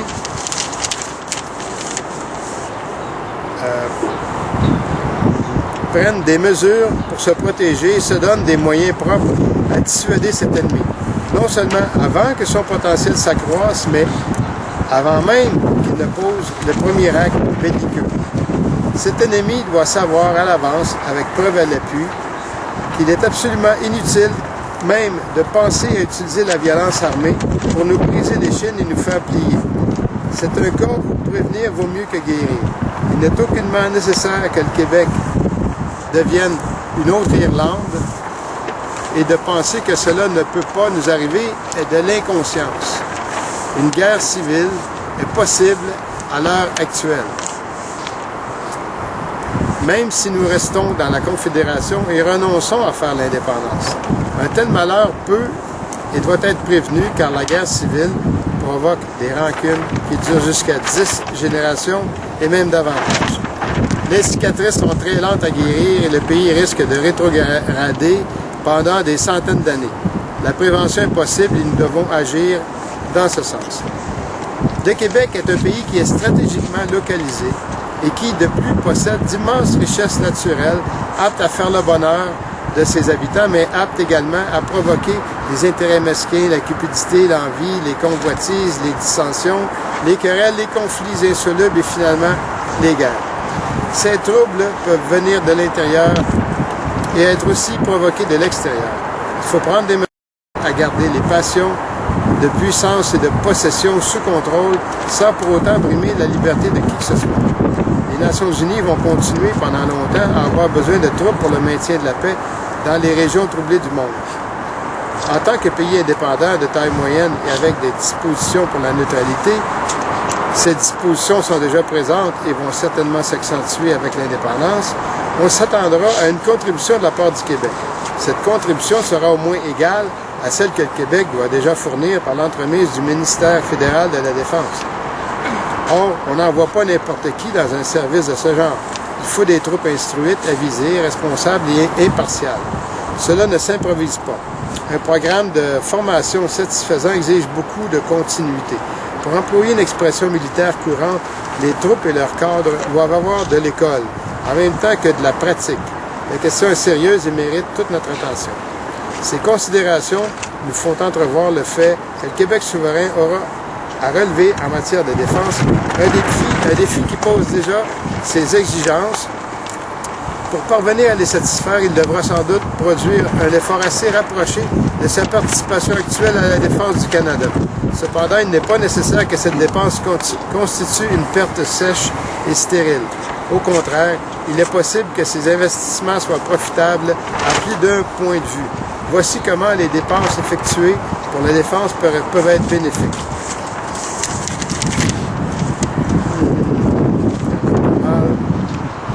Je continue? Oui? OK. 1. Le territoire devrait être aménagé pour la défense tout comme il doit être aménagé pour l'économie. Il faudra construire de nouveaux ponts, des routes, des chemins de fer, des aqueducs, des tunnels et effectuer des travaux de drainage et d'assainissement des terres, réaménager la forêt, la rendre plus sécuritaire et moins facilement incendiable, creuser des installations sous le roc, construire des quais et organiser des nouveaux ports, bref, autant de travaux qui s'inscrivent en même temps dans l'organisation de l'espace et dans l'économie. On qualifie ces travaux de stratégiques. Non pas nécessairement parce qu'ils sont exécutés pour la défense, mais d'abord et avant tout parce qu'ils ouvrent de nouvelles possibilités au pays. En effet, le travail engendre le travail. La différence est l'addition de la dimension défense aux travaux, ce qui constitue une garantie de durée et de sécurité, non seulement des installations, mais de tout l'État qui se donne la peine de prendre ses précautions. Dans un pays indépendant, la défense est intégrée avec l'économie, le social et le culturel. Cela veut dire que les installations de la défense doivent offrir des possibilités d'usage multiples. Les armées coloniales construisent de grands camps isolés et s'aliènent de la vie indigène. Il n'en est pas de même d'un pays indépendant, où la défense et la population ne font qu'un. Dans le cas de plusieurs pays occidentaux dans lesquels la défense est intimement liée à la vie nationale. 2. L'organisation de la défense entraîne la production de nombreux biens et services qui peuvent et qui doivent retourner dans l'économie de la nation. Ce n'est pas comme dans un régime colonial où des dépenses sont imposées aux indigènes pour la défense de leur territoire, mais ne servent qu'à maintenir l'emprise politique et économique du conquérant. Les services de la défense peuvent constituer un bon terrain d'expérimentation pour l'État et l'industrie. Les nouveaux produits, les nouvelles méthodes et les nouvelles techniques peuvent être expérimentés d'abord par les services de défense qui deviennent alors un facteur de progrès. 4. Les services de la défense peuvent et doivent être constitués pour parer aux calamités qui affectent parfois un pays, même en temps de paix, comme inondations, incendies graves, épidémies, pénurie de services essentiels, etc. Par leurs actions, ces services doivent contribuer à diminuer les dommages et permettre à la vie de continuer en dépit des contretemps. 5. Les services de la défense peuvent et doivent venir en aide aux populations isolées, aux personnes en difficulté dans les zones éloignées, aux flottes nationales de pêche qui opèrent non seulement sur les côtes, mais aussi en haute mer, où la piraterie existe encore. De plus, l'entraînement et la formation dispensés par ces services, ainsi que les techniques enseignées, sont toujours utiles pour les fonctions civiles. Dans beaucoup de pays d'ailleurs, ces services exercent un rôle d'agence de promotion individuelle, économique et sociale. 6. Les services de la défense peuvent et doivent contribuer à l'éducation et à la formation de la jeunesse par l'entraînement et la formation que ces services sont appelés à dispenser. Ils peuvent servir de complément utile à la famille et à l'école et aider l'un et l'autre à atteindre le but de l'éducation, c'est-à-dire de faire des hommes et des femmes qui deviennent de vrais hommes et de vraies femmes. Ce sont des individus complets qui ne connaissent pas tout, mais qui savent ce qu'il faut faire. Ils n'acceptent pas d'être réduits à l'état de choses qu'on appelle des intellectuels, des scientistes ou des travailleurs, et encore moins de se diminuer à l'état de robots ou de libertaires qu'on appelle naïvement des capitalistes, des socialistes ou des communistes. Un homme qui est un homme et une femme qui est une femme harmonisent le féminin et le masculin qui est en chacun d'eux. Ils savent unifier les pôles opposés de l'existence, comme l'abstrait et le concret, la théorie et la pratique, l'individuel et le social, le commencement et la fin, ce qui revient à se comporter comme des personnes et non comme des choses, comme des sujets et non comme des objets. Enfin, ils font leur histoire. Ils ne la subissent pas. À la condition et dans la mesure que les services de la défense québécoise seront liés à la vie nationale, ils pourront contribuer à former la jeunesse et à l'aider à vivre dans une plus grande plénitude cette période de la vie appelée faussement période de transition, comme si les autres âges de la vie n'étaient pas eux aussi des périodes de transition. Il y a encore bien d'autres manières de faire en quelque sorte que les investissements seront libérés pour la défense du Québec indépendant, deviennent une source de progrès et de prospérité pour le pays. C'est là que nous devons faire preuve d'imagination, d'intelligence, de jugement et surtout de simple bon sens. Inversement, il faut admettre que l'organisation de la défense peut devenir une source d'inconvénients et même d'ennuis sérieux pour l'État, même si cette organisation est censée servir.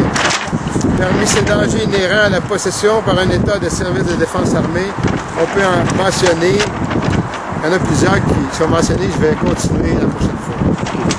Bravo. Bravo. Au revoir, M. Sauvé. Bravo, M. Sauvé. C'est vrai, ça. N pour Nord. Je vais vous dire ce que nous devrions faire avec le Nord. Tout le contraire de ce que fait actuellement le gouvernement Charest. Le plan Nord est le parfait exemple d'un anti-projet de société, d'une contre-utopie.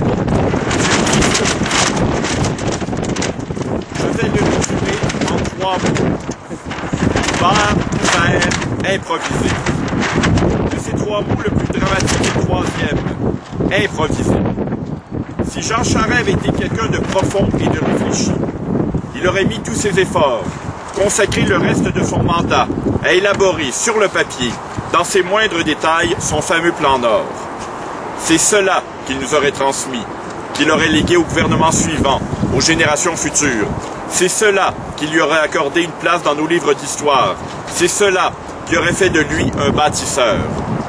Cette élaboration, strictement sur papier, aurait été un chantier colossal, une révolution, une montagne d'informations, de plans de calcul, de principes, de règles et de lois minutieusement réfléchis. Nous nous serions alors avancés là-haut en sachant dans quel contexte poser chaque geste, faire chaque avancée, effectuer chaque négociation. Il y aurait eu des surprises, des découvertes, des imprévus, mais ils auraient été contrôlés dans la mesure honnête de nos connaissances actuelles. Jean Charest n'est ni profond ni réfléchi.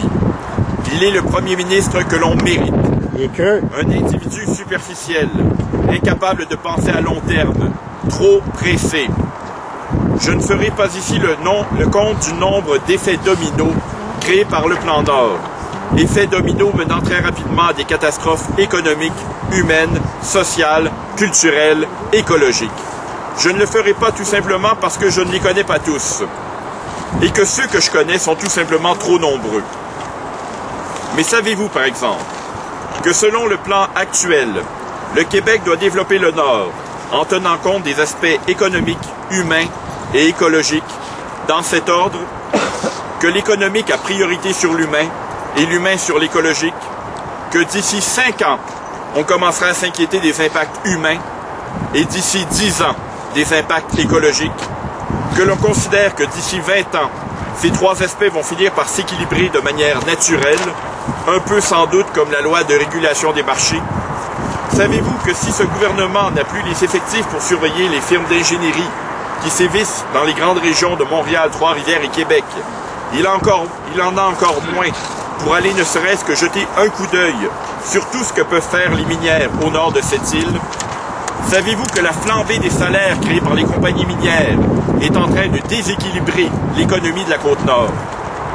En créant cette faribole strictement électoraliste, cette hybride de colonisation des pays d'en haut, de ruée vers l'or et de conquête de l'Ouest, le plan Nord, laissé à lui-même, va transformer les 3/4 du Québec actuel en un immense dépotoir empoisonné. Au mieux, ce que nous pourrons tirer de ce gâchis, ce sera une matière à d'innombrables films d'horreur. Je les vois déjà, les histoires de monstres géants symbolisant la nature violée, de brouillards empoisonnés doués de conscience, d'ouvriers irradiés, de prisons géantes et de camps de concentration secrets, de réseaux d'esclavage sexuel, de villes fantômes, de petites misères isolées. O pour obsolescence. Je crois qu'il est grand temps de dénoncer l'obsolescence programmée. Il faut développer des usines de fabrication d'appareils de base, des électroménagers, des télévisions, des téléphones, des ordinateurs, des robots. Ces usines doivent être nationales et donc férocement protégées, non seulement contre l'espionnage, mais contre les crimes industriels. Elles doivent créer des produits capables de durer 100 ans, faciles à réparer et dont le nombre va correspondre aux besoins de la population. Quand les besoins sont satisfaits, on met l'usine en état de veille. On oublie les profits. On revient à une forme d'artisanat. Objet durable, bien fait.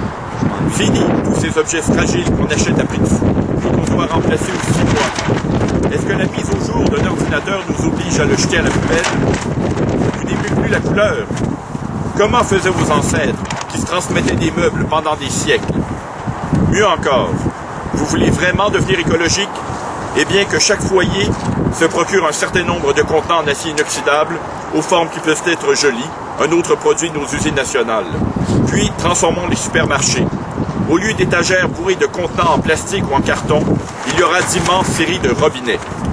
Vous trouveriez normal, vous, d'acheter votre essence dans des contenants jetables? Quelle est la différence? Et si on vous avait dit, il y a 30 ans, que dans le futur, vous iriez faire votre épicerie avec votre propre sac, vous l'auriez cru? P pour pacifisme.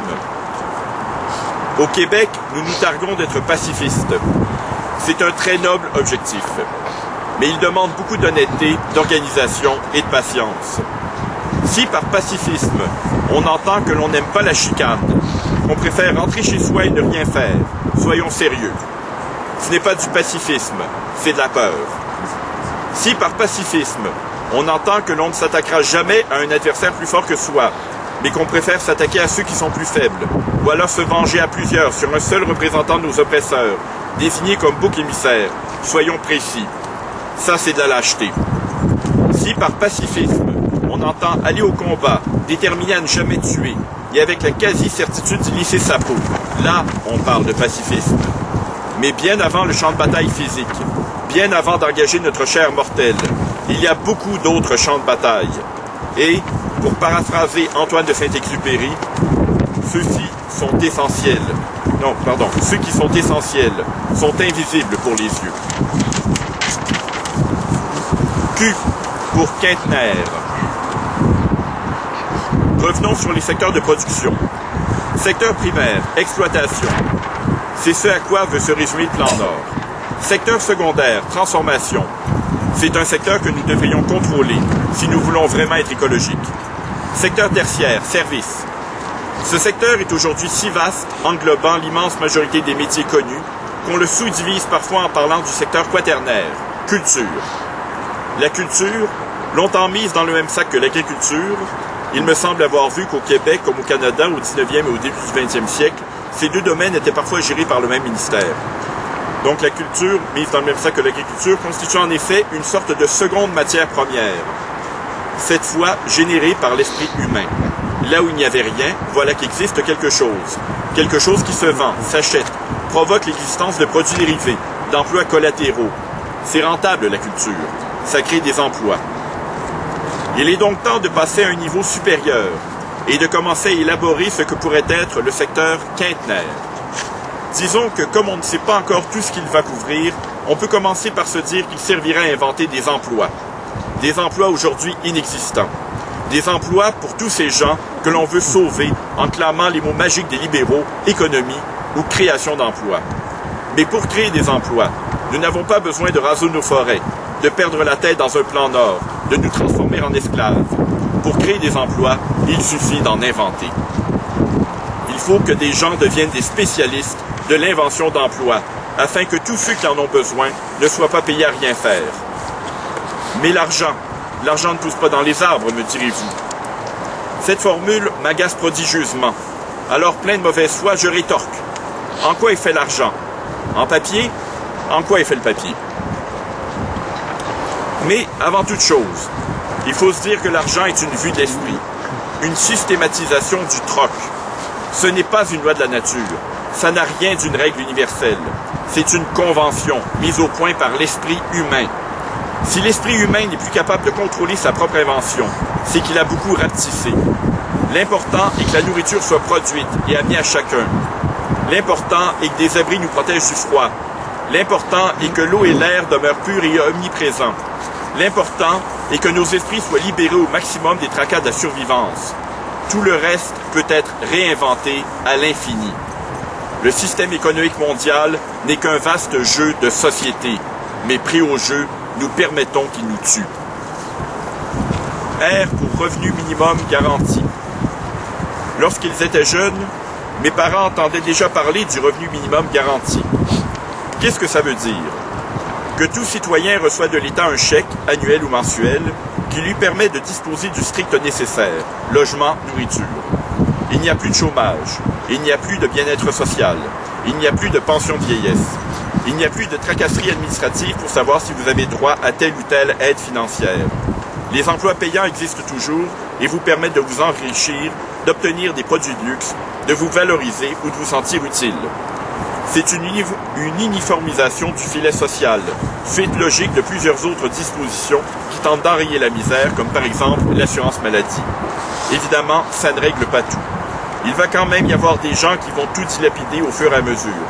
Mais il y en a beaucoup d'autres qui vont pouvoir se réaliser.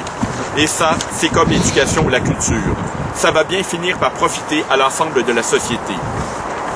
Il faut bien se dire trois choses.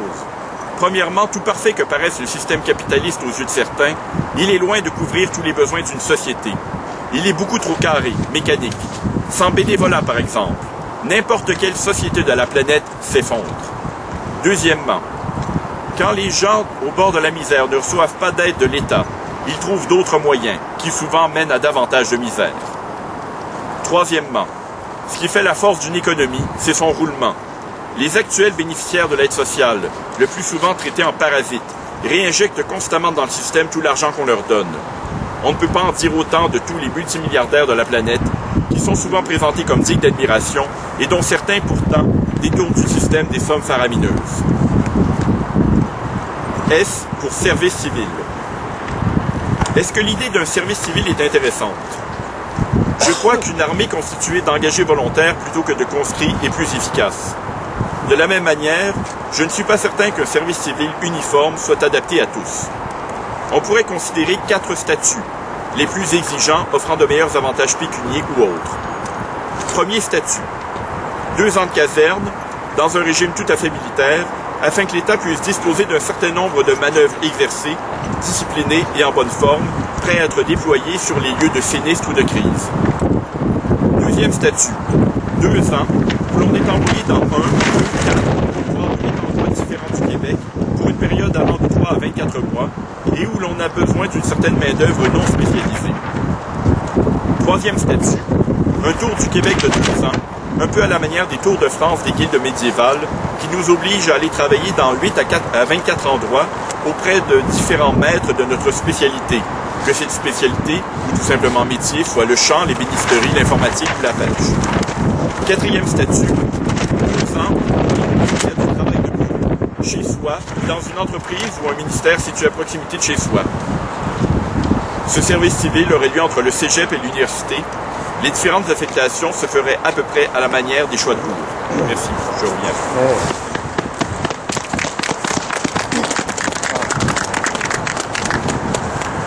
À soutenir les textes précédents avec sur le fait de ne pas remplacer une domination qu'on dénonce en mettant un autre au pouvoir. Structure pour mon futur. Faire mon pays, tenir compte de la structure, les droits sociaux pour mon futur. Et cessez donc de parler d'indépendance incertaine si ce n'est sans environnement et égalité dans vos veines. Comment accepter ce pays sans armure? L'orientation est pourtant nécessaire à nos parents. Et notre avenir en tant que peuple, toujours en quarantaine, replié par cette droiture fédéraliste sans peine. Car moi, j'ai besoin de vivre dans une société sans parjure et d'une liberté qui n'est pas associée qu'à une gravure. J'ai envie de voir des gens heureux, qui s'aiment et qui peuvent vivre sans trop de haine.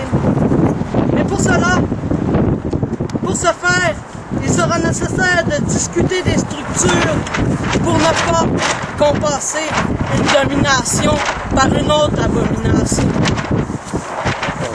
L'abomination capitaliste de l'argent, elle est néfaste pour la société. C'est pas une minorité privée ou 1% des banques qui dirigent qui va nous mener à un pays juste et équitable.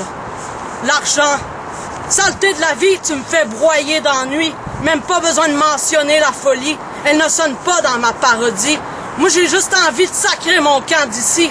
L'argent, toujours l'argent. C'est même plus une question d'entre-gens. Il suffit d'une attitude d'arrogant, puis à longue, ça devient fatigant. Puis vivre, ce n'est plus une question de bon sens. Elle me fait peur en même temps, qu'elle me fait vivre et pourtant, souffrir. Y a-t-il moyen d'en souffrir? D'en guérir?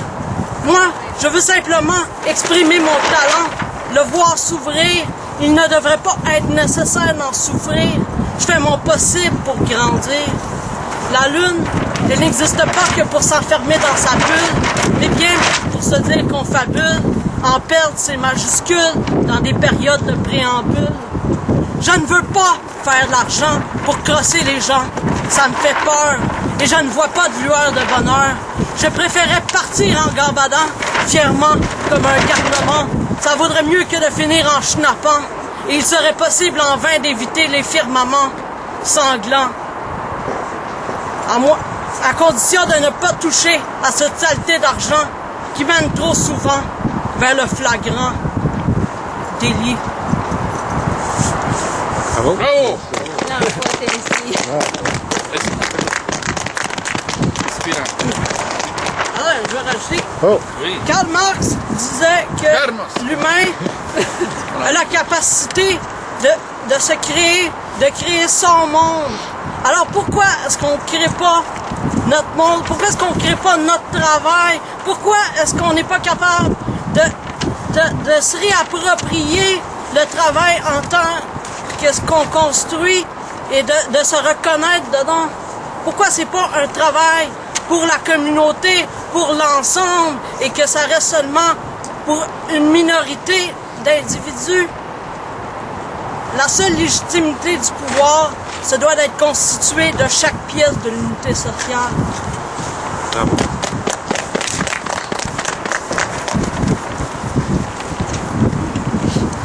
Thierry Vincent, la dernière tranche. S. T pour territoire.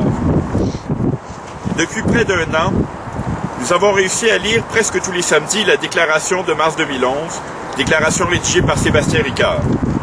Je dis presque tous les samedis parce que j'ai le souvenir d'une occasion, mais d'une seule, où personne n'avait le texte en main et où nous nous sommes contentés de lancer la phrase qui lui sert de titre et de conclusion. Nous sommes arrivés à ce qui commence. L'une des dernières phrases de cette déclaration indique que le Québec fonde par le fait même son indivisible appartenance, une et inaliénable, laquelle s'inscrit dans les limites historiquement et politiquement reconnues de son territoire. La phrase, un peu alambiquée, peut sans doute prêter à interprétation, mais disons qu'elle signifie que l'actuel territoire du Québec est indivisible. Je ne suis pas d'accord. Tout d'abord, ce grand Québec auquel nous nous identifions, ce n'est pas nous qui l'avons délimité. C'est le produit d'une décision, et là je perds ma page, c'est le produit d'une décision unilatérale du fédéral, élaborée dans des bureaux à Ottawa, et tout aussi déconnectée de nos aspirations que peuvent l'être les constitutions de 1867 et de 1982. Quelles sont les limites historiquement et politiquement reconnues du territoire du Québec? En d'autres mots, depuis combien de temps l'actuel territoire du Québec existe-t-il? Question. 1927. Ben non. 1927 si on enlève l'Ongava. Ben Mais si on enlève le Labrador. Mais si on rajoute le Labrador, le Québec, C'est 1912. c'est 1912, exactement. Il a tout juste 100 ans cette année. Célébrons donc. Pourquoi ne le fait-on pas? Parce que l'actuel territoire du Québec n'est le résultat d'aucun événement historique majeur. Qu'avons-nous fait il y a 100 ans pour revendiquer et obtenir cette portion de la planète? Rien. On nous l'a octroyé. Ça a été une décision administrative effectuée par nos conquérants. Avons-nous une idée précise de ce que sont nos frontières actuelles? Non. Et une étude récente a démontré à quel point elles étaient mal définies. Ce que je veux dire par là, c'est qu'un pays appartenant à un peuple est constitué d'un territoire que ce peuple peut occuper, surveiller et défendre. Un territoire qu'il connaît, un territoire dans lequel il a été forgé.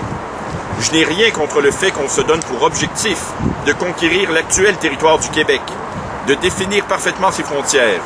Mais chaque mètre carré de terrain va demander du travail. Pour oser affirmer qu'une terre nous appartient, il faut l'arroser de son sang, que ce soit par la guerre ou le labeur. Dites-vous qu'un Québec indépendant va devoir négocier toute sa terre et avoir de foutus bons arguments pour la conserver dans sa totalité. Faites-vous tout de suite à l'idée que, côté territoire, nous sommes dans les vœux pieux, nous sommes dans des sables mouvants, nous sommes à la table de poker. Les jetons qui se trouvent devant nous ne nous appartiennent pas encore. C'est une erreur de croire que ce que nous appelons le Québec nous a été octroyé par le Très-Haut, que c'est notre terre promise et que rien ni personne ne pourra jamais nous l'enlever. Regardez les pays d'Europe, d'Afrique. Est-ce que leurs frontières sont inamovibles? Mais c'est aussi une erreur de croire que le seul moyen d'occuper un territoire passe par la guerre, l'occupation et les traités. Si, comme les Autochtones, on se disait que le territoire ne nous appartient pas, mais que c'est nous qui lui appartenons, toute la problématique serait inversée. Car le problème ne vient pas que de notre relation au Canada anglais. Il y a aussi notre relation aux Autochtones qui se trouvent sur l'actuel territoire du Québec. Il y a aussi notre relation au reste de la planète, dans un futur pas si lointain, où d'immenses et complexes nomadismes vont bouleverser notre actuelle vision de ce que sont des frontières et ceux qui les traversent. Il faut revoir notre représentation du monde. Il nous faut la complexifier, la rendre plus fine. Déjà, les univers virtuels qui bourgeonnent sur la toile nous donnent une petite idée des possibilités offertes par de simples modifications de nos perceptions, de nos perspectives. Si nous décidions de voir nos cartes en 3, voire en 4 dimensions plutôt qu'en 2, les solutions à des problèmes qui nous paraissent insolubles nous apparaîtraient de manière criante. À la manière des Noah de Van Vogt, auteur de science-fiction, commençons donc par nous dire que la carte n'est pas le territoire. U pour urbanisme. Jouer avec l'urbanisme, c'est jouer avec l'utopie. C'est la création de la ville idéale qui doit forcément encadrer la vie idéale. Notre littérature populaire possède quelques exemples d'utopie urbaine. En 1905, 2 articles de la presse nous décrivaient l'île Sainte-Hélène et le Montréal de 2005. En 1927, dans son petit roman L'impératrice de l'Ongava, publié par Édouard Garand, Alexandre Rouault évoquait Hors Sauvage, une ville futuriste secrète créée par les Autochtones. En 1938, Édouard Baudry et Léonard Spencer lançaient à CKAC un radio-feuilleton décrivant le Montréal de l'an 2000. En 1944, c'est la ville de Québec d'un futur proche, celui de 1959, rebaptisé Saint-Jean-du-Peuple, que Thomas Bernier, sous le pseudonyme de Jean Bertos, nous présentait dans son roman Utopia, le monde qu'on attend. En 1963, Suzanne Martin nous décrivait Surréal, un gigantesque abri anti-atomique construit sur Montréal et à la vie parfaitement réglée. Ce roman jeunesse, 4 Montréalais en l'an 3000, et mieux connu sous le titre de Surréal 3000, marque un peu la fin de l'utopie urbaine en littérature québécoise. Depuis 50 ans, les portraits de villes futures sont plutôt sombres. L'ordre devient synonyme de totalitarisme. On commence à rechercher le bonheur dans le chaos, ou à tout moins dans un certain désordre. Il est donc difficile de faire de grandes envolées sur l'urbanisme sans passer pour un émule d'Albert Speer, le créateur de Germania, le Berlin nazi, ou sans évoquer les échecs des aspirations plus ou moins honnêtes d'une Brasilia, ou même à plus petite échelle et plus près de nous, d'un Havre Nord. Je vais quand même lancer une vague idée de ce que serait pour moi un Montréal un peu plus idéal. On peut y ajouter ce que j'ai déjà amené à propos de la propreté des rues, de l'excentricité architecturale et de la surabondance du kitsch, menant peut-être au développement d'un art baroque populaire. Eh bien, ce Montréal-là serait surtout une île que l'on pourrait parcourir d'un bout à l'autre de manière agréable, que ce soit à pied, en bicyclette, en monorail ou en métro. Chaque quartier aurait une personnalité forte, avec son cachet, ses trésors, ses surprises. Pour le reste, je crois que l'urbanisme, ou peut-être est-ce l'utopie, c'est d'abord une vision globale, à long terme, basée sur des critères esthétiques et pratiques. Ensuite, une volonté de chaque citoyen de laisser un peu de son âme dans son coin de ville. Enfin, un esprit communautaire assez fort pour empêcher que quiconque puisse jamais se sentir abandonné au milieu d'une foule. V pour vitesse. Depuis les années 1970, il existe une certaine recherche d'une espèce d'apaisement, de ralentissement. Il y a surtout un effarement devant cette quête de la vitesse qui ne pourra jamais être assouvie. Il est bien de développer des techniques, des technologies qui nous permettent d'être plus efficaces, rapides, et de pouvoir ensuite se consacrer à des occupations plus intéressantes. Mais comme pour beaucoup d'autres choses, l'argent par exemple, le serviteur est devenu un maître. Et de même que l'on dit que l'argent est un bon serviteur et un mauvais maître, on peut dire la même chose de la vitesse. Prenons un exemple. J'ai un ami qui habite dans ce que j'appelle le Longueuil profond, ce que André Lepage appelle Saint-Hubert. Quand je m'y rends en autobus, cela me prend 1 heure. Quand je m'y rends à pied, 2 heures. Du simple au double. D'un côté, en autobus, je peux lire ou écrire, demeurer assis et somnoler. D'un autre, à pied, je peux mieux penser, voir plus de choses, et je fais de l'exercice. Mais en marchant, on perd du temps. Et en automobile, par exemple, on gagne encore plus de temps qu'en autobus, parce que le trajet ne se fait qu'en 15 minutes. Regardons-y plus près. Pour être 8 fois plus rapide, ça nous prend du pétrole et toutes les guerres qui vont avec, et la pollution, le marché d'automobile et l'exploitation des ressources naturelles qui vont avec, les accidents, parfois mortels, et qui peuvent faucher des gens qui n'avaient aucun rapport avec l'automobiliste, mais se trouvaient tout simplement au mauvais endroit, au mauvais moment. Les dettes et l'entretien, les embouteillages, le stress, la montée des prix de l'essence, l'agressivité, la montée de l'individualisme et du chacun dans sa bulle. Le manque d'exercice conduisant aux problèmes cardiaques, à l'obésité, à la dépression. Faut-il qu'elles envahissent la peine? Faut-il qu'elles soient nécessaires, essentielles, les 105 minutes qu'on gagne à ce prix-là? Sans l'éradiquer totalement, on aura toujours besoin d'ambulances, de camions de pompiers, de tracteurs et autres bouteurs. Je crois qu'il est grandement temps de commencer à imaginer une société et surtout un mode de vie sans automobile. W pour wagon. Un tout petit mot pour revenir sur un autre projet présenté par André Lepage de Saint-Hubert. Le projet d'un train à grande vitesse entre Montréal et Québec, ou toute autre ville plus éloignée, est quelque chose qui m'interpelle depuis des années.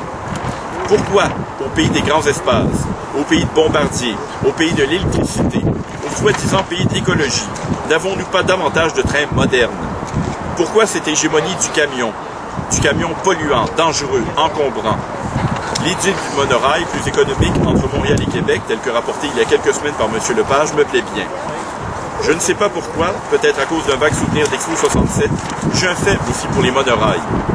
Je trouverais plus amusant et naturel, par exemple, de prolonger mes tours longues par la voie des airs. Et j'ai été tout émoustillé par le projet de créer des lignes de cabine téléphérique à Laval. X pour xénophilie. La xénophilie ou l'amour de l'étranger et pourquoi pas de l'étrange. C'est, je crois, un but à atteindre, mais de manière indirecte. Car quand nous pourrons enfin trouver intéressantes les autres cultures, ça voudra dire que nos raisons d'avoir peur de disparaître se seront suffisamment amenuisées pour paraître ridicules, même aux plus soupçonnus d'entre nous. 5 petits mots sur l'immigration. 1. Pour reprendre une ancienne intervention de Pablo Lugo, ce n'est pas le nombre d'immigrants qui est dangereux, mais la manière de les encadrer, et le message qu'on leur envoie tant dans leur pays d'origine que durant leurs premiers mois sur notre sol. Encore une fois, le véritable objectif, c'est de trouver le moyen de contrer la propagande fédérale à l'étranger et de faire savoir au reste du monde que le Québec n'est pas le Canada et qu'il est francophone. 2. Dites-vous qu'un immigrant, c'est quelqu'un qui s'est débarrassé de 75% de son identité en changeant de pays et à qui on déclare ici que les 25% qui lui restent sont encore de trop. 3. Demandez-vous ce que vous feriez, vous, si vous étiez obligé de changer de pays. Une fois arrivé sur votre terre d'accueil, jurez-moi que votre premier réflexe serait de vous mêler spontanément à ceux qui vous donneraient l'impression d'être au service des autres. 4. Si le passé est garant de l'avenir, on va finir par adopter le hijab et s'inspirer de la burqa pour créer de nouveaux modèles de manteaux d'hiver. C'est tout ce qui va arriver. Chacune des générations de notre peuple est horrifiée par quelques traits culturels de la nouvelle vague d'immigration, traits culturels que les générations suivantes ont de plus en plus de difficulté à considérer comme ne faisant pas partie de leur identité québécoise. Si je me trompe, lâchez-moi ça, les brochettes, les pizzas puis la bière. Ça n'a rien de canadien, ça, la bière. 5. La seule cible qui mérite notre attention est l'adversaire qui est plus puissant que nous. Les Autochtones ne sont pas plus puissants que nous. Les immigrants ne sont pas plus puissants que nous. Un seul petit anglophone isolé n'est pas plus puissant que nous. L'ennemi est à Ottawa. L'ennemi, ce sont des extrémistes religieux, peut-être musulmans, mais pour le moment surtout chrétiens. L'ennemi, ce sont certaines grandes corporations. L'ennemi, c'est le crime organisé. L'ennemi, ce sont tous ceux qui profitent de notre affaiblissement, tous ceux qui nous vampirisent, tous ceux qui nous exploitent. Pas les autres mal pris. Si on prend la mauvaise habitude de toujours taper sur ceux qui sont mal pris comme nous, ça va finir comment? On va se taper dessus entre sociodémocrates? Ou même, mais est-ce possible, entre indépendantistes? Y pour Yang. Disons-le d'entrée de jeu. Dans la mesure où un homme peut l'être, je me considère comme féministe, ou en tout cas sympathisant. Je trouve que les femmes n'ont pas encore atteint l'égalité et surtout que l'image de la femme en publicité en a pris un sacré coup depuis quelques années. Je me souviens des campagnes publicitaires qui, il y a 30 ans, tentaient de briser les stéréotypes, des tentatives bien oubliées aujourd'hui. Tout ça a recommencé sous couvert d'humour, de sexisme de mauvais goût au second degré, puis la déferlante nous a ramenés dans la bonne vieille facilité.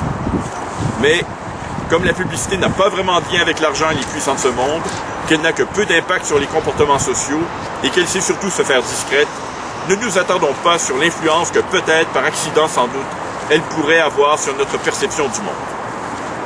Le yang, donc, tiré du principe chinois bien connu, c'est l'énergie mâle.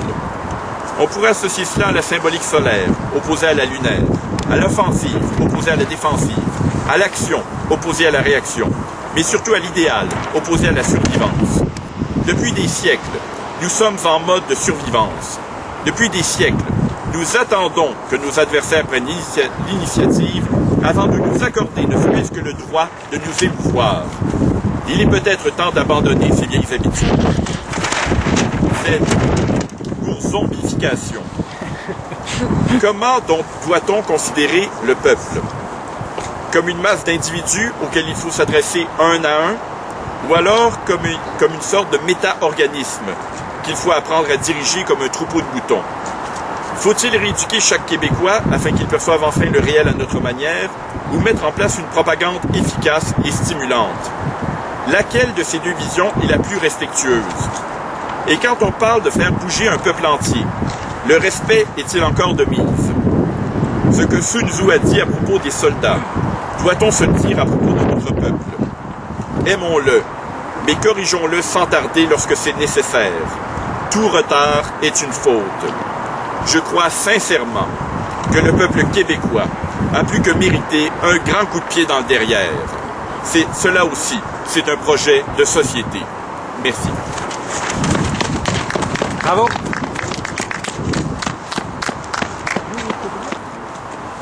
Faire des annonces.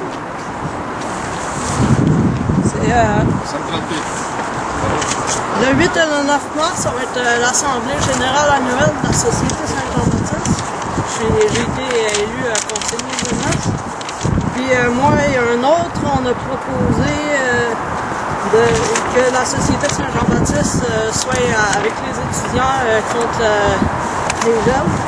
Je vous lis les 3 propositions qui vont être mises à l'Assemblée. Il y a un conseiller de Louis Riel qui a été plus radical que moi, j'en félicite. Il propose que la Société Saint-Jean-Baptiste de Montréal se prononce en faveur de la gratuité scolaire. Bravo. J'ai proposé que la Société Saint-Jean-Baptiste de Montréal appuie les gels des frais de scolarité dans le but de rallier les étudiants à la cause indépendantiste. Le maire de Louis Riel a aussi proposé que ça pourrait être que la Société Saint-Jean-Baptiste se prononce contre la hausse des frais de scolarité. Donc, je vais proposer en Assemblée générale une proposition incluant ces trois aspects-là, avec peut-être amendement, sous-amendement. J'espère qu'on va s'unir une fois de toutes, comme c'était en 1968. Puis on va avoir pas juste une université francophone publique, mais on va avoir une université populaire accessible. Bravo. Merci. Pablo Lugo, excellente thèse, Thierry. Je vais parler un peu sur l'éducation. Tout le monde sait que dans la Naudière, Joliette, c'est la pire place pour tout le Québec. Les immigrés sont, la situation des immigrés devient de plus en plus pire. Ça conduit aussi les autochtones. Juste pour la semaine passée, cette semaine, je suis retourné au Seychelles pour donner des cours d'espagnol de Denis Beneo, donner des cours d'espagnol gratuits. Pues, il y a un département de langue, puis c'est ça. Moi, j'étais bienvenu, le professeur était très content, il m'a dit on n'a pas de ressources pour payer ça. J'ai dit, pour moi, le salaire, c'est pas pour ça que je suis ici pour au lieu de rester à la maison enfermé. J'ai pris un élève, puis l'autre jour, lorsque j'étais en train de prendre mon bureau pour continuer les cours d'espagnolización, on pourrait dire ça, le professeur m'a appelé et m'a dit la directrice de Seychelles vient de dire qu'à cause d'assurance, vous ne pouvez pas continuer. Puis moi, je me suis dit, écoute, c'est dommage d'écouter ça, mais ok, c'est correct. De toute façon, je ne suis pas venu ici pour diviser quoi que ce soit, pour amener des problèmes, je suis ici pour prêter un service.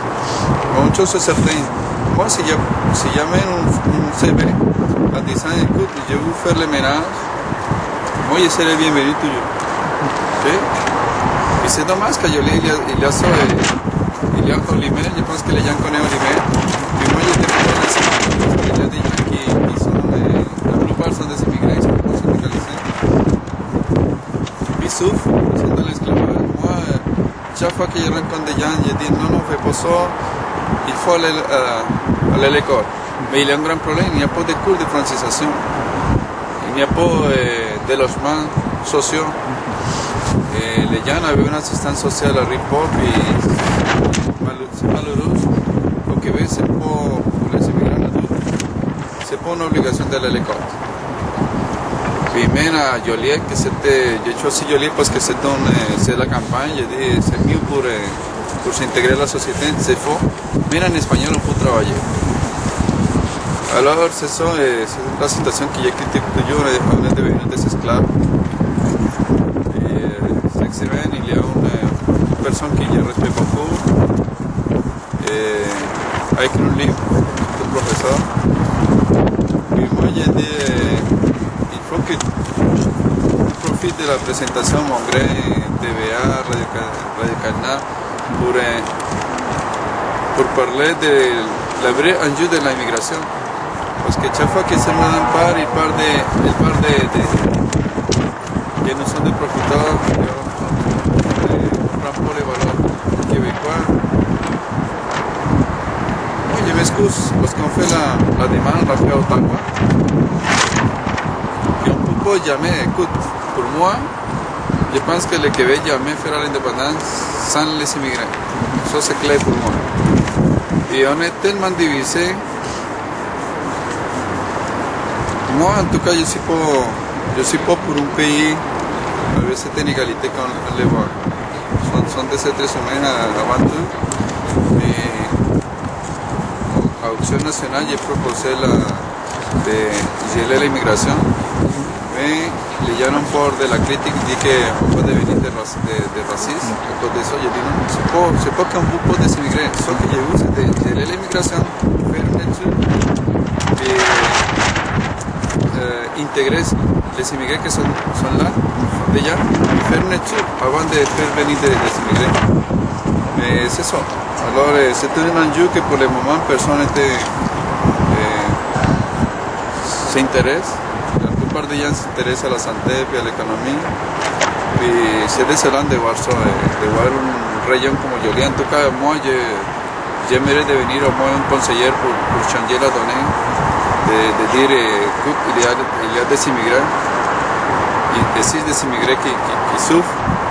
L'autre fois, j'ai vu dans le banque alimentaire une personne de Népal, parce qu'ils viennent pas de la Colombie, mais ils viennent de Népal. La plupart des gens parlent anglais, mais cette personne, c'est une personne adulte qui ne parlait pas du tout, il parlait la langue de népalais.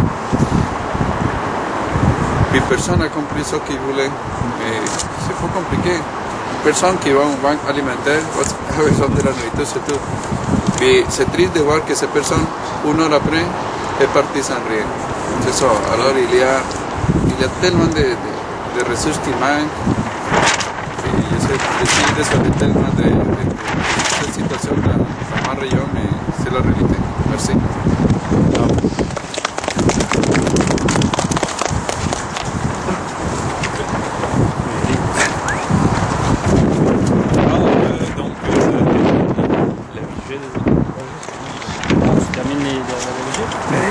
Hey!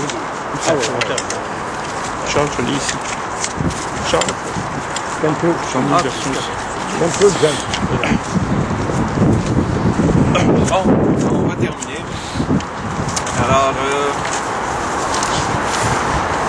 Alors, nous sommes arrivés à ce qui commence lorsqu'un gouvernement élu par le peuple cesse d'agir dans l'intérêt de celui-ci, ignore délibérément et obstinément les réclamations légitimes de celui-ci, croyant gagner à l'usure par le mensonge et l'abus de son autorité, ce qu'il ne peut obtenir dans la transparence et l'honnêteté la plus élémentaire. Les citoyens et citoyennes de ce peuple ont le devoir et la responsabilité de le destituer. Dans tous les régimes démocratiques du monde, le mécontentement populaire à l'égard d'un gouvernement et ses politiques peut et doit s'exprimer à l'occasion d'élections périodiques. Le statut équivoque et indéterminé du Québec dans le système fédéral canadien réclame des actions résolument distinctes de la part de ses citoyennes et citoyens. C'est à défaut d'appartenir concrètement, légalement, constitutionnellement au Canada que le Québec peut et doit, en des temps de crise majeure comme ceux que nous traversons, exercer une autorité inédite et sans précédent. En décidant d'agir, de révoquer ceux qui nous gouvernent, malgré toutes les réserves que commande une démocratie que nous estimons et respectons. Le Québec fonde par le fait même son indivisible appartenance, une et inaliénable, laquelle s'inscrit dans les limites historiquement et politiquement reconnues de son territoire.